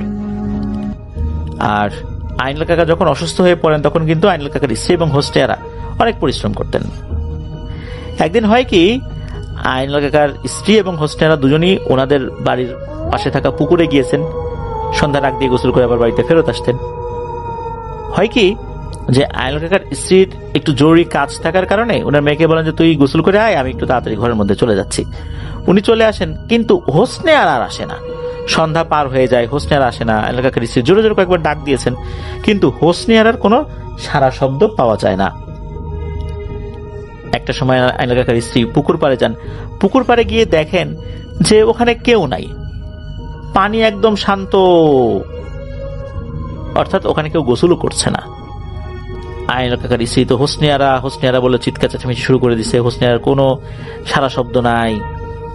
তো তখন আশেপাশে তো ঘর বাড়িও দূরে দূরে, তারাও তো আসলে এই ধরনের শব্দগুলো শুনতে সচরাচর পান না, যে এই বাড়িতে কোনো সমস্যা হলো কিনা। এদিকে আইনাল কাকাও বাড়িতে ফেরত আসেন, এসে শোনেন এই অবস্থা। উনিও পুকুর পাড়ে যান, কাউকে পান না। পুকুর পাড় থেকে যখনই বাড়ির দিকে ফেরত আসবেন, হঠাৎ করে পুকুরের পানিতে খলখল শব্দ হয়। ওনারা তাকিয়ে দেখেন হোসনে আরা পানির ভেতর থেকে উঠে আসছে, তার শরীর ভেজা। আইনাল কাকা আর ওনার স্ত্রী দুজনই বলে ওঠেন যে কি ব্যাপার, তুই কোথায় গেছিস? আইনাল কাকা কিন্তু অসুস্থ ছিল, কিন্তু অসুস্থ থাকলেও একদম শয্যাশায়ী ছিলেন না, আশেপাশে যেতেন। ওই দিন আবার উনি বাইরে বেরিয়েছিলেন আর কি, কোন একটা কাজে। তবে ভারী কোনো কাজ করতে পারতেন না, ভারী কোনো কাজ করার মতো শক্তি সামর্থ্য ওনার হয়নি। উনি ফিরে আসার পর উনি দেখলেন যে এই অবস্থা। হোসনে আরা উঠে আসে, দুজন মিলে জিজ্ঞেস করলেন, হোসনে আরা কোনো কথার উত্তর দেয় না, চুপচাপ বাড়িতে চলে গেল। এরপর হোসনে আরা কারোর সাথে কোনো কথা বলে না, এক জায়গায় বসে থাকে তো থাকেই, আর নড়াচড়াও করে না, ওঠেও না। এইভাবে দিনের পর দিন চলে যাচ্ছে। একজন হুজুরকে নিয়ে আসা হয়, হুজুরের কাছে সব কথা খুলে বলা হয়। হুজুর ঝাড়ফুঁক করে দেন, কোনো উন্নতি হয় না। হোসনে আরা কথা বলে না, এইভাবে তো দিনের পর দিন চলে যাচ্ছে। এক রাতে হয় কি, হোসনে আরা নাকি ঘরের দরজা খুলে বাইরে বেরিয়ে যায়। আইনাল কাকা অবশ্য এই শব্দটা পেয়েছেন, উনি চিন্তা করেছেন হয়তো বা সে ওয়াশরুমে যাবে, আর তাকে জিজ্ঞেস করলে তো কোনো উত্তর দেয় না, এই জন্য তো আর উনি কিছু জিজ্ঞেস করেন না। এদিকে ওয়াশরুমে যাওয়ার পর অনেকক্ষণ হয়ে যায়, সে আর ঘরে ফেরত আসে না, এত সময় তো লাগার কথা না। এরপর আইনাল কাকা ঘর থেকে বাইরে বেরিয়ে আসেন, হোসনে আরার নাম ধরে চিৎকার চেঁচামেচি শুরু করে অনেকবার ডাকেন। এদিকে ওনার স্ত্রী উঠে পড়েন, এত জোরে ডেকেছিলেন যে দূর দূরান্তে যে ঘর বাড়িগুলো ছিল তারাও জেগে গিয়েছিল, তারাও দূর থেকে চিৎকার করে বলছে, ও আইনাল ভাই কি হয়েছে? তখন আইনাল ভাই উত্তর দেন, মানে আইনাল কাকা উত্তর দেন যে হোসনে আরাকে পাওয়া যাচ্ছে না। তখন কিন্তু ওখান থেকে লোকজন চলে আসে, অনেক খোঁজাখুঁজি হয়, ওই রাতে হোসনে আরাকে আর পাওয়া যায় না। তবে হ্যাঁ, হোসনে আরাকে পাওয়া যায় কোথায়? সেইখানে যেখানে তার গরুটাকে মৃত অবস্থায় পাওয়া গিয়েছিল, খালি মাথাটা পাওয়া গিয়েছিল, হাড় গোড় পাওয়া গিয়েছিল, কোনো মাংস ছিল না। ওখানে হোসনে আরাকে পাওয়া যায়, তার মাথাটা আছে, তার পুরো কঙ্কালটা অক্ষত আছে, কিন্তু গলার নিচ থেকে শরীরের কোথাও কোনো মাংস নেই, শুধু কঙ্কাল আছে। আর মাথা বলতে গলার উপর, গলার এখান থেকে মাথা পর্যন্ত এটা অবিকৃত, এটা কিছু হয়নি। এই দৃশ্য কি কোনো মা বাবা সইতে পারে? ওই সময় তাদের মানসিক অবস্থা কেমন হতে পারে? ওই অবস্থায় তাকে ওখান থেকে নিয়ে আসা হয়, কোনো মতে গোসল দিয়ে জানাজা দিয়ে দাফন করা হয়। সময় যাচ্ছে, আস্তে আস্তে মানুষজন আইনাল কাকার বাড়ি এড়িয়ে যাচ্ছে, জানে যে এই বাসায় বিভিন্ন ধরনের সমস্যা, আইনাল কাকার মেয়েটাকে এইভাবে খেয়ে ফেলেছে, এটা তো স্বাভাবিক কিছু না, ওই বাড়িতে গেলে তাদেরও বিপদ হবে। আগে তো বিপদ আপদে দু একজনকে পাওয়া যেত, এখন আইনাল কাকা ডাকলেও কেউ সহজে আসতে চায় না, এমন একটা ঝামেলা শুরু হয়ে গেল। বিশেষ করে আইনাল কাকার বড় মেয়ে হোসনার মৃত্যুর পর মানুষের মধ্যে ভয়ঙ্কর এক আতঙ্ক শুরু হয়ে যায় আইনাল কাকা এবং তার পরিবার এবং ওই জায়গাকে ঘিরে। এখন এটা সমাধান কি? সমাধান তো করতে হবে। গ্রামের গণ্যমান্য ব্যক্তিরা একটা পরামর্শ করেন যে এরকম তো চলতে পারে না, সে তো আমাদের গ্রামে আমাদের সমাজেরই একজন মানুষ, এইভাবে তাকে তো বিপদে ফেলে রাখা যায় না, তার বাড়িতে পাহারা বসাতে হবে। প্রতিদিন 4 জন করে পাহারা দিবেন, তাদের দলনেতা থাকবেন আইনাল কাকা নিজেই। 4 জন আসে, যুবক বয়সী, যারা কোনো কিছুতে ভয় পায় না, খুব সাহস, তা আসেন, উঠোনে বসেন, নিজেদের মধ্যে তাস খেলেন, আর আইনাল কাকাও সেখানে থাকেন। 1 রাত 2 রাত মোটামুটি ঠিকঠাক মতো চলে যায়, কোনো সমস্যা হয় না, বেশ হাসি আনন্দেই চলে যায়, তাদের গল্প করছেন। কিন্তু আইনাল কাকার মনের মধ্যে তার বড় মেয়ের যেই শোক, এটা তো রয়েই গিয়েছে। আর আইনাল কাকা তখনও পুরোপুরি সুস্থ নন, এমনি হাঁটাচলা করতে পারলেও ভারী কাজ করতে পারেন না। বিশেষ করে ওই যে পিশাচের সাথে ধস্তাধস্তি হওয়ার পর উনি যে অসুস্থ হয়েছেন, এরপর থেকে উনি আর স্বাভাবিক হতেই পারছেন না। এক রাতে 4 জন ব্যক্তি আসেন, আসার পর তারা আইনাল কাকার সাথে বসে উঠোনে গল্প করছেন। আইনাল কাকার যেই একটা ঘর ছিল, বিশেষ করে ওই ঘরের ঢেকি ছিল, ঢেকি ঘরে চালগুলো ভাঙানো হয়, ওই ঢেকির উপরে বেশ কিছু মালামালও রাখা ছিল। হঠাৎ করে না শুনতে পাচ্ছেন ওই ঢেকি চলছে, অর্থাৎ ঢেকিতে পাট দেওয়া হচ্ছে, শব্দ হচ্ছে, ক্যাচ ক্যাচ শব্দ হয়, ওরকম শব্দ হচ্ছে। এরকম তো হওয়ার কথা না। তখন এই যে 4 জন, এই 4 জন যারা কিছুক্ষণ আগেই তাদের বিশাল সাহসের বিভিন্ন ফিরিস্তিগুলো দিয়ে যাচ্ছিল যে তারা এই করেছে সেই করেছে, এরকম ঘটনা করছে, ভয় পাই নাই, এই 4 জন কিন্তু ভয়ে একদম গুটিসুটি হয়ে যায়। আইনাল কাকা উল্টো তাদেরকে সাহস দিয়ে বলেন, ভয় পেলে চলবে না, চলো আমরা সবাই মিলে গিয়ে দেখি ওখানে কি আছে। সবাই তো লাঠি নিয়েই পাহারা দিতে এসেছিল, সবাই লাঠি নিয়ে ওই ঘরে ঢুকলো। ঘরে ঢোকার সাথে সাথে তারা একটা জিনিস দেখলো, এই যে ঘরের চাল আর চতুর্দিকে বেড়া, এই বেড়ার ফাঁকা দিয়ে মনে হলো যে কোনো একটা জিনিস বেরিয়ে গেল, বেরিয়ে যাওয়ার সময় ওই বেড়ার সাথে এবং চালের সাথে ঘষা লেগে একটু কচর মচর শব্দও হলো, কিন্তু জিনিসটা যে কি এটা বোঝা গেল না। দেখা গেল যে ঢেকির উপর যে জিনিসগুলো ছিল সেগুলো ওরকমই আছে, কোনো নড়চড় নাই, কিন্তু ঢেকি চলার আওয়াজ কিন্তু হচ্ছিল, ধপ ধপ ধপ করে শব্দ হচ্ছিল। বিশেষ করে ঢেকির মাথাটা যখন সামনে পড়ে, মাটির উপর আঘাত করে, এই শব্দ কিন্তু হচ্ছিল। এমনকি আশেপাশে যে মাকড়সাল জালগুলো ছিল সেগুলো কিন্তু অক্ষতই আছে। তাহলে এই শব্দগুলো কে করছিল? ওই রাতে এ পর্যন্তই হয়, এরপরে আর কোনো ভয়ের ঘটনা ঘটেনি, বলতে ওই রাতে হয়নি আর কি। এরপর তো পরদিন সকালবেলা গ্রামের লোকজন নিয়ে রাতের এই ঘটনাটা যখন শেয়ার করা হলো, তখন আসলে মুরব্বীরা বুঝতে পারলেন যে এইভাবে পাহারা দিয়ে এই সমস্যার সমাধান হবে না। একজন ভালো হুজুরকে নিয়ে আসতে হবে। এছাড়া এভাবে পাহারা দিয়ে কি একটা মানুষের বাড়ি সবসময় রক্ষা করা যায়, তাদেরকে রক্ষা করা যায়? তারা একজন ভালো আলেমের সাথে যোগাযোগের চেষ্টা করলেন। গ্রামের মধ্যে যে কয়েকজন ছিলেন, ইনারা এই আইনুল কাকার সাথে কথা বললে তারা বললেন যে ঠিক আছে, আমরাও যাব, প্রয়োজনে কথা বলবো, কোনো সমস্যা নেই। একজন হুজুরকে নিয়ে আসা হয়। হুজুর নাকি এসেই বলতে থাকেন যে এখানে কিভাবে মানুষ বসবাস করে, এখানে তো মানুষ বসবাস করার কথা না, এটা তো জিনেদের বসবাস করার জায়গা, এখানে আপনারা কিভাবে আছেন? তখন ওই হুজুর বলেন যে দেখেন, এখানে যদি একটা দুইটা জিন থাকতো আমি না হয় সরিয়ে দিতাম, এখানে তো শয়ে শয়ে জিন আর শত শত বছর ধরে এরা আছে, এখান থেকে তো ওদেরকে সরানো খুব মুশকিল। হুজুর বলছেন যে এখানে দুইটা বড় বড় কড়ই গাছ ছিল না, আপনি কড়ই গাছ দুটো কেটেছিলেন, আপনি তো ওদের বাসস্থান নষ্ট করে ফেলেছেন, এই জন্যই তো ওরা এত ক্ষিপ্ত। এখন এটা নিয়ে খুব বেশি দূর কাজ করা যাবে বলেও মনে হয় না, তারপরও দেখি কি করা যায়। হুজুর ওনার মতো করে রুকিয়া করেন, ওই জিনেদের সাথে যোগাযোগের চেষ্টা করেছিলেন, উনি ওনার মতো করে জিনদেরকে বন্দি করার চেষ্টা করেছিলেন। তবে ওই জিনেরা নাকি হুজুরকে বেশ কিছু কথা বলেছিল, তা হচ্ছে যে ওই কড়ই গাছ দুটো যদি কাটা না হতো ওরা ওদের মতো থাকতো, আইনুল কাকা পরিবার নিয়ে তার মতো করে থাকতেন, কিন্তু এই গাছ দুটো কাটার কারণে ওদের বাসস্থান নষ্ট হয়েছে, এই জন্যই ওরা ক্ষিপ্ত। আর তারা কিছু শর্ত দিয়েছে যে ঠিক আছে, আমরা আইনুল কাকাকে আর বিরক্ত করব না, তবে নতুন করে আরো দুটি কড়ই গাছ রোপণ করতে হবে, মানে ছোট চারা রোপণ করতে হবে, আর একটা আস্ত গরু তাদেরকে দিতে হবে। তাহলে আপাতত তারা কোনো ক্ষতি করবে না, তারা তাদের মতো থাকবে, আর আইনুল কাকার মতো থাকবেন তাদের পরিবার নিয়ে। তো এরকম একটা সমাধানে আসে। আইনুল কাকা সেই অনুযায়ী গরু দিয়ে দেন। তো গরু দেওয়ার একটা নির্দিষ্ট জায়গার কথা বলেছিল আইনুল কাকা, যে একাই যেতে হবে ওখানে, বিষয়টা এরকম না, কয়েকজন মিলেও সেখানে যেতে পারে, কিন্তু শর্ত হলো গরু দিয়ে আসার পর পেছন দিকে তাকানো যাবে না। আর এটা সেই জায়গা যেই জায়গাতে ওই যে একটা গরু শুধু মাথা বাদে সব পুরো অংশ খেয়ে ফেলেছিল, ওই জায়গার কথা বলে ওখানে দিয়ে আসতে হবে। আইনুল কাকা কয়েকজনকে সাথে নিয়ে একটা গরু ওখানে দিয়ে আসছিলেন। দিয়ে আসার পর কিছুটা পথ এগিয়েছেন, হঠাৎ করে ওই গরুর একটা আত্মচিৎকার ভেসে আসে। আত্মচিৎকার হতে হতেই মনে হলো থেমে গেল। অনেক সময় একটা সাউন্ড তীক্ষ্ণ থাকা অবস্থায় হঠাৎ করে বন্ধ হয়ে গেলে যেরকম হয় ওরকম। এরপরে চপচপ শব্দ, কটর মটর শব্দ, এতটুকু পেয়েছিলেন, বুঝতে পেরেছেন যে কিছু একটা ওই গরুটাকে ধরে খেয়ে ফেলছে। ওনারা ওখান থেকে চলে আসেন।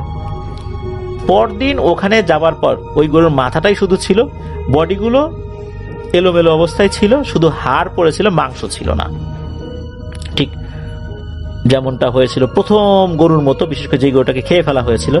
এরপর আইনুল কাকার বড় মেয়ে হোসনিয়ার সাথে যেটা হয়েছিল, আর ঠিক একই রকম ভাবে এই গরুটাও ওই পরিণতি বরণ করেছে। তবে এটা তো ওনারা দিয়েই আসছিলেন। এরপর থেকে কিন্তু উনি পরিবার নিয়ে ঠিকঠাক মতো মানে বসবাস করছেন, খুব একটা সমস্যাও হচ্ছে না, মোটামুটি চলছে, দিনকাল চলছে। এভাবে আরো অনেকগুলো সময় কেটে যায়, এর মধ্যে কোনো ভয়ের ঘটনা ঘটেনি, উনি ওনার মতো করেই আছেন। একদিন হয় কি, একটু সন্ধ্যার আগ দিয়ে আইনুল কাকা দেখতে পান একজন ফকির গোছের মানুষ, তার কাঁধে একটা ঝোলা আছে, হাতে একটা লাঠি আছে, উনি পুকুরের পানিতে হাত মুখ ধুচ্ছেন। তো দূর থেকে আইনুল কাকা এটা পর্যবেক্ষণ করছেন যে এই বৃদ্ধ লোকটা এখানে আসছে। উনি দূর থেকে বললেন যে কে গো, আপনি কোন বাড়িতে যাবেন? ওই লোকটা কথার কোনো উত্তর দেয় না। ওই লোকটা উল্টো বলে, তোমার বাড়ি কোথায়? এই কথায় আইনুল কাকা একটু মন খারাপ করেন যে আমার বাড়িতে এসে আমার পুকুরে হাত মুখ ধুয়ে আমাকে জিজ্ঞেস করেছে তোমার বাড়ি কোথায়। এই লোকটা তো আগে এই গ্রামে কখনো দেখিনি। আমি তার পরিচয় জিজ্ঞেস করলাম, সে উল্টা আমার পরিচয় জিজ্ঞেস করে। উনি বলছেন যে আমার বাড়ি তো এখানে, আপনি দেখতে পেলেন না যে আমি বের হয়ে আসলাম বাড়ির ভিতর থেকে, আমার বাড়ি এটাই, আপনি কে, কোথায় যাবেন? তখন ওই বৃদ্ধ লোকটি বলছে, এটা তোমার বাড়ি না পিশাচের বাড়ি? এখানে কোনো মানুষ থাকে না পিশাচ থাকে? আমি তো খালি পিশাচদেরকেই দেখি, আর তো কিছু দেখি না, মানুষ কই, তোমারই দেখতেছি মানুষ। তখন উনি বলেন যে আসলে কি বলবো মুরব্বী, এরকম এরকম ঘটনা তো ঘটছে, পরিবার নিয়ে অনেক অশান্তিতে আছি, তবে এখন কম, এখন তেমন কিছু হচ্ছে না, আমার মেয়েটাও মারা গেছে এইভাবে এইভাবে। তখন ওই বয়স্ক মুরব্বী বলেন, ঠিক আছে, তোমাকে তোমার বাড়ির ভেতর নিয়ে চলো, আমি সন্ন্যাসী গোছের মানুষ, নিজস্ব কোনো ঘর বাড়ি নেই, এ মাথা থেকে ও মাথা ঘুরে বেড়াই সারা দেশেই, কোনো জায়গায় স্থায়ী হই না, কখনো কখনো কোনো কোনো মানুষের উপকার করার চেষ্টা করি, তোমার এই বাড়িটাকে আমি পিশাচ মুক্ত করব, তুমি রাজি আছো? তখন আইনাল কাকা বলেন, ঠিক আছে, আমি রাজি আছি। তখন ওই লোকটা কিছু কিছু উপকরণ সংগ্রহ করার কথা বলে, ইনস্ট্যান্ট সংগ্রহ করার কথা বলে, যে ওই জিনিসগুলো নিয়ে আসতে হবে। বিশেষ করে তখন 7 ঘাটের পানি লাগবে, 7টা পুকুরের পানি, ভিন্ন ভিন্ন জায়গায় পুকুর হতে হবে, একটা সাথে একটা কোনোভাবেই সংযোগ থাকা যাবে না, একটু দূরে দূরের পুকুর হতে হবে আর কি। তো আইনাল কাকা এই জিনিসগুলো সংগ্রহ করা ওনার জন্য খুব কঠিন ছিল না, তবে পুকুরের পানিটা ওনার নিজেকেই সংগ্রহ করতে হবে।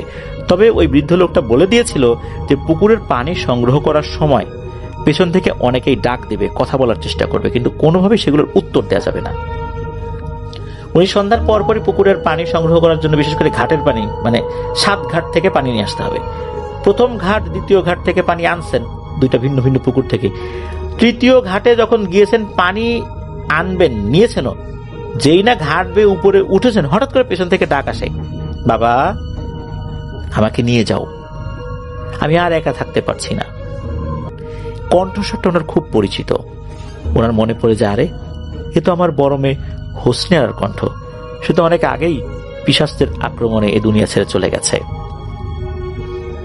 উনি পেছন দিকে ঘুরলেন, দেখলেন ওনার মেয়ে হোসনে আরা। তখন উনি বলছেন যে এই সমস্ত কথা বলে আমার কোনো লাভ নাই রে, আমি আমার কাজ করব, তোদেরকে এই বাড়ি থেকে তাড়াবো। তখন নাকি ওই হোসনে আরার রূপটা পরিবর্তন হয়ে যায়, একটা বয়স্ক মহিলা, ওরকম ভয়ঙ্কর ঠিক না, মানে ওরকম একটা রূপ ধারণ করে, এবং বলতে থাকে, এই শোন, এই এতগুলো বছরে কি নতুন করে তোদেরকে কোনো ঝামেলা করছি? আমরা আমাদের মতো আছি, তোরা তোদের মতো আছিস। ওই বৃদ্ধ একটা প্রতারক, খবরদারের কথা শুনিস না। এই কথা বলার পর আইনাল কাকা আর কোনো উত্তর না দিয়ে উল্টো দিকে ঘুরে উনি বাড়ির দিকে হাঁটতে থাকে। তবে বাড়ির দিকে হাঁটলে তো হবে না, তাকে তো আরো পুকুরের পানি সংগ্রহ করতে হবে। ওই পানিগুলো রেখে এসে ঘটনা কি হয়েছে এটা আবার ওই বৃদ্ধকে বলেন। তখন বলেন, তুমি আরো 4 ঘাটের পানি নিয়ে আসো, আশা করি ইনশাল্লাহ সমস্যা হবে না। তবে এরপরে তোমার স্ত্রী, তোমার আরো পরিবার পরিজনের, বিশেষ করে তোমার বাবা, তোমার মা, এদের বেশেও কিন্তু আসবে, ভয় পেও না। সত্যি তাই, 4র্থ ঘাটের পানি আনতে গিয়ে তার স্ত্রীর বেশে তাকে ডাক দিয়েছে। উনিও দেখলেন তার স্ত্রী বেশে আসছে, কথা না বাড়িয়ে উনি আবার চলে আসলেন, ভয় পান নাই আল্লাহর রহমতে। এরপরে ওনার মৃত বাবা, মৃত মা, এরকম কিন্তু প্রত্যেকটা ঘাটে ঘাটেই ওনাকে বিরক্ত করেছে। শেষ ঘাটে এসে নাকি এত বিরক্ত করেছে, বলছে খবরদার এই কাজ করিস না, ওই বৃদ্ধ প্রতারক এই বাড়ি থেকে তোকেও তাড়াবে, আমাদেরকেও তাড়াবে। কিন্তু আইনাল কাকা এটাতে পাত্তা দেন নাই, বাড়িতে চলে আসেন। সব জিনিস যখন দিয়ে দেয়া হয়, ও বৃদ্ধ বলেন যে, বাবা তোমরা সবাই বাড়ির ভেতরে অবস্থান করো, আমি যদি মারা যাই তাহলে তোমার বাড়ি থেকে দূরে কোনো একটা কবরস্থানে আমাকে দাফন করো, কারণ আমার পরিবার পরিজন নাই। আর যদি বেঁচে থাকি তাহলে কথা তো হবে ইনশাল্লাহ। আর রাতের বেলা বাইরে বের হবা না, যত জরুরত আছে সব সেরে ঘরে ঢুকে পড়ো। ওনারা তাই করেন। গভীর রাতে ওই যে ঝড় টর এরকম যে শব্দ হয় বিষয়টা এরকম না, তবে এমন কিছু শব্দ হয়েছিল মনে হচ্ছে দাপাদাপির শব্দ, উঠোনের পর ধূপধাপ শব্দ হচ্ছে, ধস্তাধস্তি হচ্ছে, জাস্ট এতটুকুই, কিন্তু ঝড় বাদল এরকম কিছু না। ওই সময় কিন্তু বাইরে বের হওয়া নিষেধ ছিল। ওই বৃদ্ধ লোক বলে দিয়েছিলেন যে আমিও যদি ডাকি তাও ফজরের আগে দরজা খুলবা না। সত্যি সত্যি ওনাকে ডেকেছিল ওই বৃদ্ধের গলায়, কিন্তু আইনাল কাকাকে ডেকেছিল, কিন্তু ওনারা বাইরে বের হন নাই। ফজরের আজান যখন দিল তখন ওনারা বাইরে বের হয়েছেন, দেখতে পেলেন ওই বৃদ্ধ লোকটি সুন্দর করে যেখানে বসে উনি রুকিয়া করছেন সেখানেই উনি ঘুমিয়ে আছেন। চারদিকে খুব সুঘ্রাণ পাওয়া যাচ্ছে। এরপর বৃদ্ধ লোকটিকে উনি ডাক দিলেন। বৃদ্ধ লোকটি উঠে বললেন, আলহামদুলিল্লাহ, পিশাচগুলো চলে গেছে, যেতে কি আর চায়, অনেক কষ্টে বিদায় করতে হয়েছে। তবে এখন থেকে তোমার বাড়ি পরিপূর্ণভাবে এই পিশাচ মুক্ত। এখন থেকে তোমরা এখানে যা খুশি তাই করতে পারবে, কাউকে আর মান্যগণ্য করে চলতে হবে না। ওই বৃদ্ধ লোকটি 1-2 দিন ওই বাড়িতে ছিলেন, বিশ্রাম নিয়েছেন, পরবর্তীতে আবার কোথায় যেন চলে যান। উনি এভাবেই ব্রহ্মচারী হয়ে চারদিকে ঘুরে বেড়ান, এরকমটাই বলেছিলেন আর কি। তার নাম ঠিকানা বিস্তারিত কিন্তু আর আইনাল কাকা জানতে পারেননি। এরপর ওই বাড়িতে আর কোনো সমস্যা হয়নি। প্রিয় লিসেনার্স, পুরো একটা মানুষের জীবনে কত ঘটনা ঘটতে পারে, আসলে তারই একটা সংক্ষিপ্ত রূপ আকারে এই ঘটনাটি আপনাদের সাথে শেয়ার করার চেষ্টা করেছি।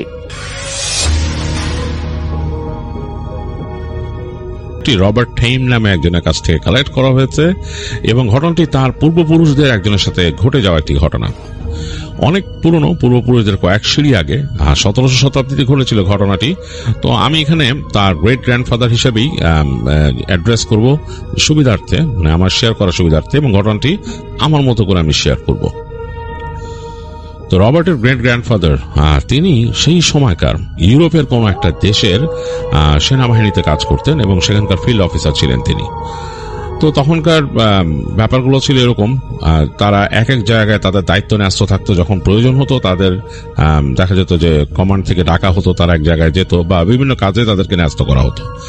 এছাড়াও তাদের বিভিন্ন জায়গায় এরকম সেনা ক্যাম্প থাকতো বা ঘাঁটি থাকতো, সেখানে তারা অবস্থান করতেন। তো রবার্টের এই গ্রেট গ্র্যান্ডফাদারের কাজ ছিল পোর্টের কাছে একটা জায়গায়, এবং সেখানে তিনি সেই যে মালপত্র আসতো, রাজকীয় যে মালপত্র বা যা আসতো, সেগুলো তিনি ওখানে রিসিভ করতেন, দেখতেন, অনেকটা কাস্টমসের মতো, বা সেগুলোর সিকিউরিটিতে তিনি ছিলেন, মেনটেন করতেন। তার সাথে অনেক তার ফোর্স ছিল এবং তিনি খুব বিশ্বস্ত একজন অফিসার ছিলেন, ফিল্ড অফিসার ছিলেন, তাকে খুব বিশ্বাস করত সে সময়কার রাজ পরিবার। তো যাই হোক, একদিন এরকম রাতের বেলা রবার্টের গ্রেট গ্র্যান্ডফাদার, তার নাম মার্ক, তিনি বসে বসে তার মতো লেখালেখি করছিলেন, কিছু কাজ করছিলেন। তো সেই সময় সেই অফিসগুলো ছিল খুব নীরব নিথর, বাতি জ্বলছে, তিনি লিখছেন। তো এই সময় তার কাছে একজন আসলো বা খবর নিয়ে বলল যে নতুন জাহাজ আসছে এবং সেখানে কিছু সরকারি এরকম ট্রেজারি জিনিসপত্র আছে, সেগুলো রিসিভ করতে হবে। তাকে বলা হয়েছে তিনি যেন ইমিডিয়েটলি তার সিনিয়রের কাছে রিপোর্ট করেন, ব্যাপারটা খুবই ইমার্জেন্সি, তাড়াতাড়ি যেতে বলছেন তাকে। তো মার্ক বললেন তার মেসেঞ্জারকে যে তুমি যাও, আমি আসতেছি বলে তিনি চলে যেতে বললেন। আর তিনি নিজের হাতের কাজগুলো গোটায় ফেললেন। গোটায় আসতে ধীরে তিনি বের হলেন অফিস থেকে। তো অফিস থেকে বের হয়ে দেখতেছেন খুব সুন্দর একটা রাত, মানে সুন্দর বাতাস চলতেছে চারিপাশে। আর তার যে অফিস বিল্ডিং এর বাইরে যে জায়গাটা, পেভিং করা রাস্তা, তার দুই পাশে বেশ ফাঁকা লনের মতো মাঠ ছিল। সে মাঠের মাঝে গাছ, বড় বড় গাছ, এবং সেটার পাতার ফাঁক দিয়ে সুন্দর আলোর আঁকিবুকি পড়তেছে। আর রাস্তার শেষ মাথায় দুইটা অয়েল ল্যান্টার্ন লাগানো, দুইটা পোলের মাথায় দুইটা লাইট। অয়েল ল্যান্টার্ন মানে সেটা হচ্ছে ওই সময়কার ল্যাম্পপোস্ট। তো ধোঁয়া উঠতেছে হালকা হালকা সেটার উপর দিয়ে, খুব সুন্দর লাগতেছে। তো মার্ক মনে মনে ভাবলেন nice night for a ride. সাধারণত যেটা হতো যে তিনি বের হয়ে তার বাসায় চলে যেতেন, তার কোয়ার্টারে। তো আজকে এই কল আসায় তাকে যেতে হবে এখন সেখানে। তো তিনি গিয়ে তার ঘোড়ার কাছে গেলেন, তার ঘোড়া বাঁধা ছিল সেখানে, ঘোড়াকে খুললেন, খুলে ঘোড়া নিয়ে তিনি চলা শুরু করলেন। তো হেঁটে চলতেছেন, ঘোড়ার যে লাগামটা ধরে হেঁটে যাচ্ছেন তিনি পেভিং করা রাস্তা দিয়ে, বেশ ভালো লাগতেছে। তো হাঁটতে হাঁটতে মূল রাস্তায় উঠলেন, মূল রাস্তায় উঠে ঘোড়ায় চড়ে বসলেন। এবার চলছেন মোটামুটি হেঁটে হেঁটে, ঘোড়া দুলকি চালে চলতেছে। তিনিও খুব একটা যে দিচ্ছেন, তাড়া দিচ্ছেন তা না। হেঁটে হেঁটে চলতে চলতে এক সময় তিনি দূরে দেখতে পেলেন তাদের যে তার বসের যে মূল অফিস, সেখানকার তাদের যে একটা ক্যাম্প আছে, ক্যাম্পের পাশে তার বসের অফিস আছে ওখানে। তো ওখানে বেশ আলো জ্বলতেছে, বেশ অনেকগুলো ল্যান্টার্ন এরকম জ্বলতেছে। তিনি কাছে গিয়ে যখন দেখলেন ওখানে গার্ডরা তাকে দেখে চিনে দিল, স্যালুট করলো, ছেড়ে দিল। তিনি গেলেন ভেতরে। তো গিয়ে বসের সাথে দেখা করলেন, বললেন যে এত রাতে হঠাৎ কি ব্যাপার? তো বস বলতেছে যে তোমাকে ডাকা হয়েছে আসলে স্পেশাল কারণে, বিকজ আমাদের একটা শিপমেন্ট আসছে। এই শিপমেন্টটা কোন একটা জায়গা থেকে আসছে আর কি। তো এটার ভেতরে অনেকগুলা জিনিস আছে, আর্টিফ্যাক্ট আছে, হেরিটেজ, এবং এগুলা যাবে হচ্ছে নতুন মিউজিয়ামে। তখন নতুন একটা মিউজিয়াম হচ্ছিল ইউরোপের কোন একটা জায়গায়, খুব বড় মিউজিয়াম। তো সেই মিউজিয়ামের জন্য এগুলো যাচ্ছে, এগুলো প্রাইসলেস আর্টিফ্যাক্ট। এবং এইটাগুলো যে এই ওয়াগনে করে যাবে, সেটার যে বল থাকবে সেটা সিল করা, এবং সেই ওয়াগনেরও যে লক, এটার চাবি থাকবে একমাত্র মিউজিয়ামের কাছে। মানে আমাদের কাছে আছে, আমরা লক করে দিব, আর মিউজিয়ামের কাছে থাকবে খোলার। তোমার কাছে কোনো রকম চাবি থাকবে না। আর তুমি তোমার বেস্ট ম্যান নিয়ে যাবা এখান থেকে, 20 জন বেস্ট ম্যান নিয়ে তুমি রওনা দিবা, এবং তুমি এটাকে পৌঁছায় দিতে হবে সেখানে। তো মার্ক বললো যে okay, don't seems like a problem. বলে যে নো, এটা প্রবলেম ঠিক না, তোমাকে যেতে হবে কালকে, তুমি আর্লি রওনা দিবা, এবং মানে কালকের দিনটাই শুধু তোমার সময়, কালকে সারাদিন সারা রাত প্রয়োজনে চলবা, তারপর দিন তোমাকে মিউজিয়ামে যেতে হবে। তো মার্ক বললো যে তোমার কি মনে হয় না এটা একটু মানে দ্রুত হয়ে যাচ্ছে সময়টা? বলে যে হ্যাঁ।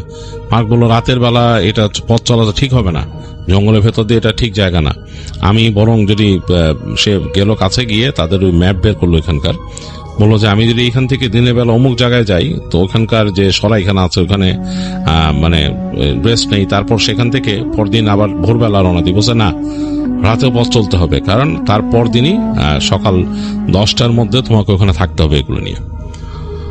তো একটু অবাক হলো মার্ক, বললো এত তাড়াহুড়া বুঝলাম না, আর ভবনের মধ্যে দিয়ে যাওয়াটা খুব কঠিন, ওখানে অনেক আছে, দস্যু আছে ইত্যাদি ইত্যাদি। তো বললো যেন ডাজন্ট ম্যাটার, তুমি বেস্ট ম্যান নিয়ে যাবা 20 জন তোমার। তো মার্ক কিছু বলার নাই, যেহেতু তার কমান্ডিং অফিসার, সে বললো আচ্ছা ওকে আয়। তো তারপর তার কমান্ডিং অফিসার তাকে বললো তুমি কালকে সকাল 8টার সময় তোমার 20 জন অফিসার নিয়ে পোর্টে থাকবা এবং তোমাকে সব বুঝিয়ে দিব এবং ওখান থেকেই তুমি রওনা দিবা। তো মার্ক বললেন আয়। আবারও সে রাজি হলেন, আর তো কিছু বলার নাই। তিনি তার কাছ থেকে বিদায় নিয়ে তার যে ওই রিলিজ পত্র, কাগজপত্র ইত্যাদি ইম্পর্টেন্ট যেগুলো সেগুলো নিয়ে বের হয়ে আসলেন। বের হয়ে এসে চিন্তা করলেন যে আবার যাত্রা শুরু, আবার একটা কাজ করতে হবে। তবে রাতের বেলা তিনি ওই পুরো পথ ধরে চলতে চাইছেন না, যেখান দিয়ে যেতে হবে মাঝখানে বিশাল ফরেস্ট আছে আর কি, সেই ফরেস্টের মধ্যে দিয়ে যেতে হবে। এবং তিনি জানেন যে ওইখানে অনেক রেবিলিয়ানরা থাকে, অনেক দস্যুরা থাকে, তারা এরকম ধনী মানুষ পেলে বা পেলে তারা এরকম হানা দেয়। যদিও রাজার ওয়াগন বা এগুলা মানে রাজকীয় ওয়াগন এগুলো তো ধরেন না, তারপরও তিনি জানেন যে এখানে রিস্ক থেকেই যায়। সেগুলো চিন্তা করতে করতে মার্ক সবকিছু নিয়ে তার কাগজপত্র এগুলো নিয়ে রওনা দিলেন। তিনি তার কোয়ার্টারে চলে আসলেন। এসে রাতের বেলা দ্রুতই তিনি, যেহেতু বড় জার্নির প্রিপারেশন নিতে হবে, তিনি দ্রুতই তার সবকিছু রেখে তিনি ফ্রেশ হয়ে ঘুমাতে গেলেন। তো খুব ভোরে মার্ক উঠে চলে গেলেন তাদের ওখানকার ব্যারাকে, এবং ব্যারাকে গিয়ে তিনি সেখানকার যিনি অফিসার তাকে বললেন যে নাম প্রপোজ করলেন যে অমুক অমুক অমুককে আমার দরকার। এরকম করে তিনি 5 জনের নাম প্রপোজ করলেন, 5 জনকে নিয়ে আসা হলো। তারা এসে কথা বললেন ওনার সাথে, তাদেরকে তিনি চেনেন এবং ওনার আন্ডারে আগে সার্ভ করছেন, তো হি নোজ দেম বেটার। তাদের সাথে কথা বলে বললেন যে তোমরা তোমাদের মতো 15 জন মানুষ নাও যারা তোমার আন্ডারে ভালো সার্ভ করে। তো ওই 5 জনই পিক আপ করে আরো বাকি 15 জনকে নিয়ে নিল। বললো যে আমাদের একটা এরকম কনসাইনমেন্ট নিয়ে যেতে হবে, রাজকীয় কনসাইনমেন্ট, তো এটার দায়িত্বে আমরা থাকবো ইত্যাদি ইত্যাদি ব্রিফ করলেন। করে তিনি সবাইকে বললেন যে চলো আমরা পোর্টের দিকে যাবো, 8টার মধ্যে রিপোর্টিং টাইম, মানে আমাদের সময় নেই, খুব দ্রুত।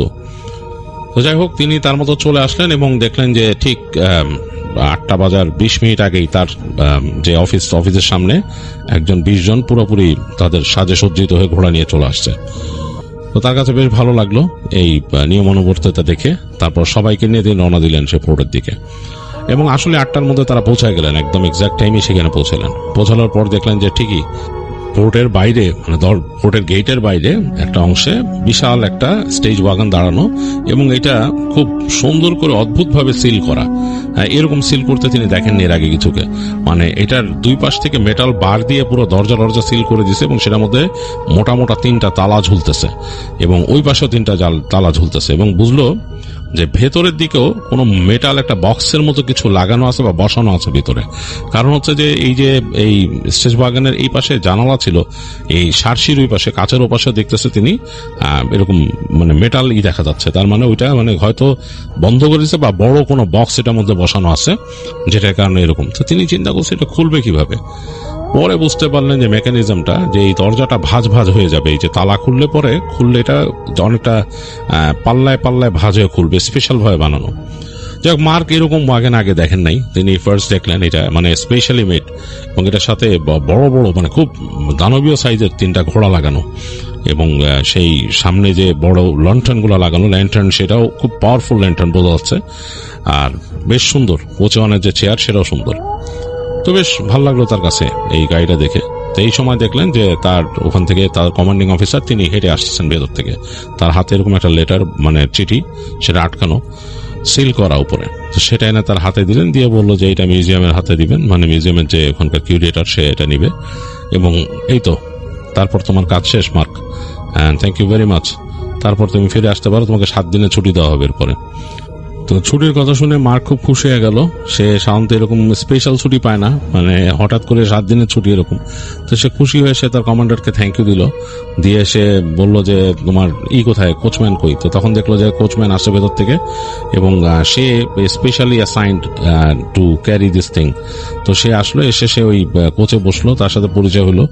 হওয়ার পরে তাকে তার যে কমান্ডার বলল ওকে বিদায়। তো তিনি স্যালুট দিয়ে রওনা দিলেন। তো চলা শুরু করছে, এই ক্যারিজ চলতেছে সামনে এবং সেটাকে ঘিরে ফেলছে। মার্কের যে ইউনিট তারা ঘিরে রাখছে, তারা চারিপাশে ঘিরে রাখছে এবং সেই ক্যারিজ মাঝখানে এভাবে চলতেছে। তো চলতে চলতে তারা মূল রাস্তায় উঠে আসলো এবং তারপরে আস্তে আস্তে তারা যেই সড়ক ধরে চলে যাবে অন্য শহরের দিকে, সেখানে সেই রাস্তায় চলে গেল। চলতেছে সারা দিন এভাবে কাটছে। মাঝখানে একটা ব্রেক নিয়েছিল তারা, ব্রেকে সবাই খাওয়া দাওয়া করছে, করে আবার চলতেছে। তো মার্ক বলে রাখছে যখনই আমরা কোথাও থামতেছি তখন অবশ্যই ক্যারিজের চারপাশটা ঘিরে রাখবা, তোমরা একবারে সবাই করবা না, এখানে 10 জন থাকবে এটা সামনে, আর 10 জন যে অন্যান্য কাজ যা করার করবা, আবার এই 10 জন আসলো, ওই 10 জন, এভাবে সে জিনিসটাকে একটা রুটিন করে দিছে। তো এইভাবে তারা কিছু এরকম ব্রেক দিতে দিতে চলে আসলো, প্রায় সন্ধ্যা হয়ে গেছে, রাত।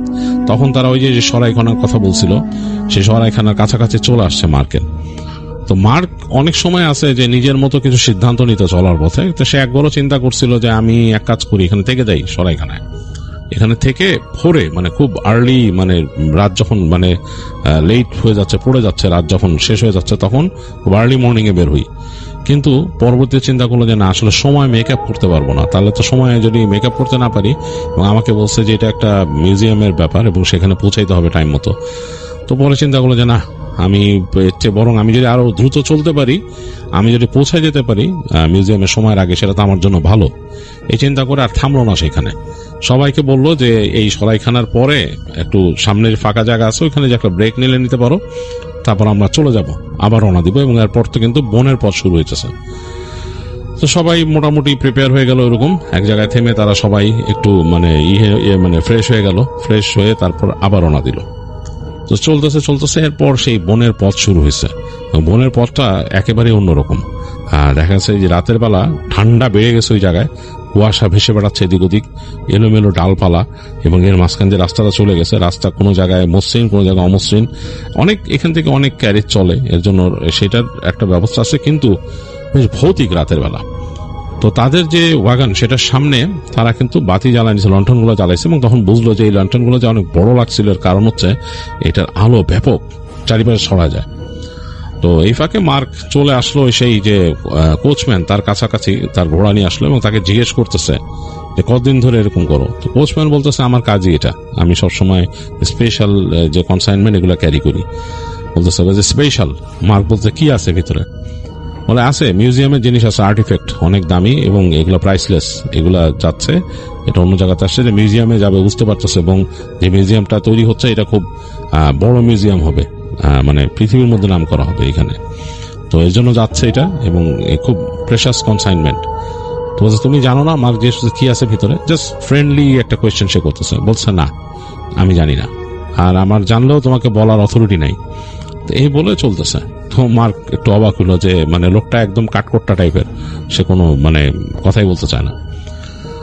তো এখানে একটা ভয় আছে, এরকম রাত্রে চলার পথে কয়েকটা জিনিসের ভয় পায় যারাই চলে এখানে, এমনকি রাজার বাহিনী যখন চলাফেরা করে, তাদের মধ্যে সবচেয়ে ভীতি যেটা নিয়ে কাজ করে সেটা হচ্ছে অতিপ্রাকৃত জিনিসের ভয়।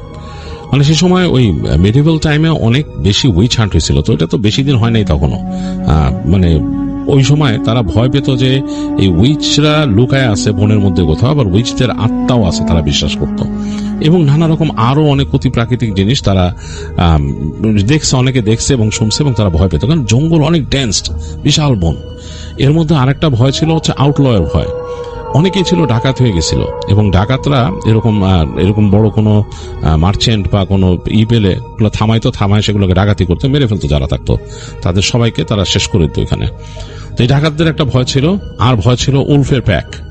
উলফের প্যাক চলাফেরা করতো, তো এই উলফের প্যাকের সামনে যদি কেউ পড়তো তাহলে কিন্তু একেবারে মানে খারাপ অবস্থা, যদিও তারা আর্মার পড়া, সবকিছু পড়া, তারপরও ভয়ঙ্কর আক্রমণ হইতো। তো এই সবকিছু নিয়ে তারা বেশ ভয়ে ছিল। এবং এই যে এদের টোটাল যে এই যে পসিটা চলতেছে, এরাও কিন্তু বেশ ভয় আছে।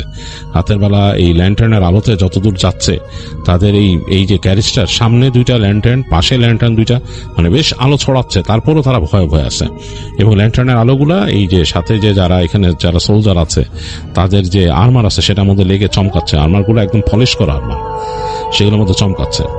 তো মার্ক এই তার বাহিনীকে ভয় যাতে না পায় এর জন্য, এবং তার সাথে আরো 5 জন তার ইমিডিয়েট জুনিয়র অফিসার আছে যারা তাদের সাথে কথাবার্তা কমিউনিকেট করতেছে, তারাই তো বাকিদেরকে পিক করছে।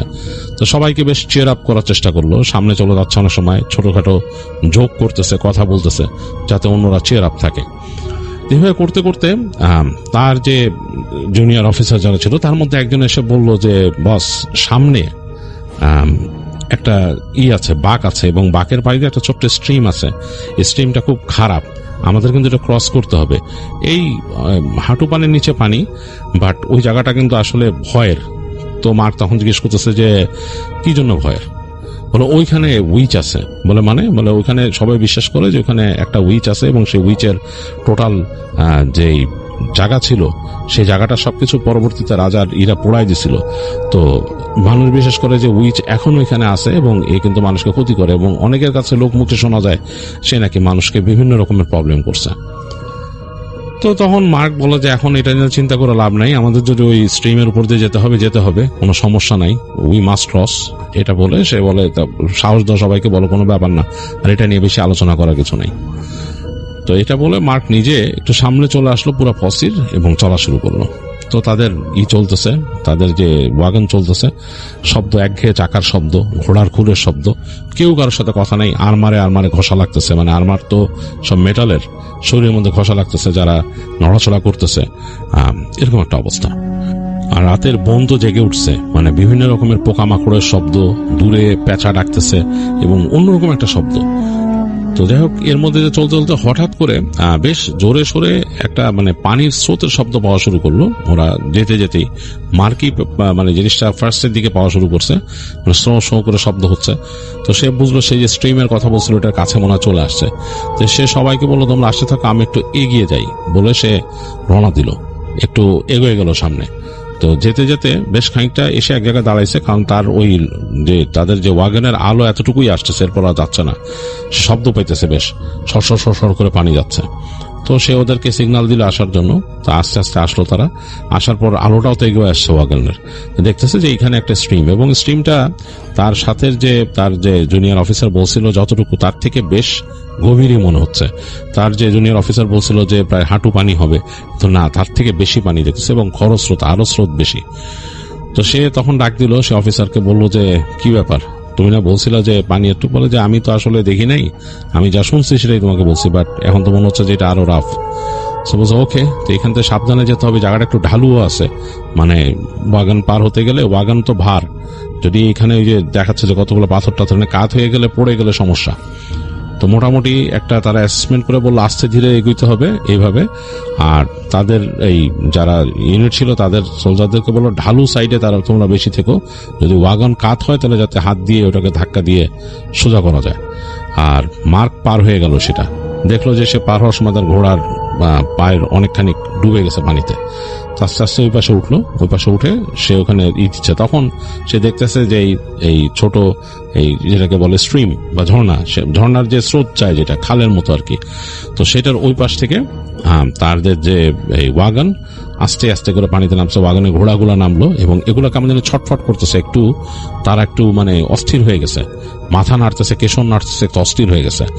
চাঁদের আলো এসে পড়ছে গাছগাছালির উপর থেকে এই ঝর্ণার পানিতে, মানে সেই স্রোতস্বিনীর পানির মধ্যে, সেটা কেমন জানি চাঁদের আলোতে একেবারে অন্যরকম লাগতেছে দেখতে। তো ঘোড়াগুলো অস্থির হয়ে গেছে, সেগুলো এরকম ছটফট করতেছে এরকম। এই সময় মনে হলো যে একটা অপরিচিত পাখি কোনো জায়গার থেকে ডাক দিছে। এই পাখির ডাকটা মার্ক কখনো শুনে নেই, তীক্ষ্ণ একটা পাখির কণ্ঠের ডাক।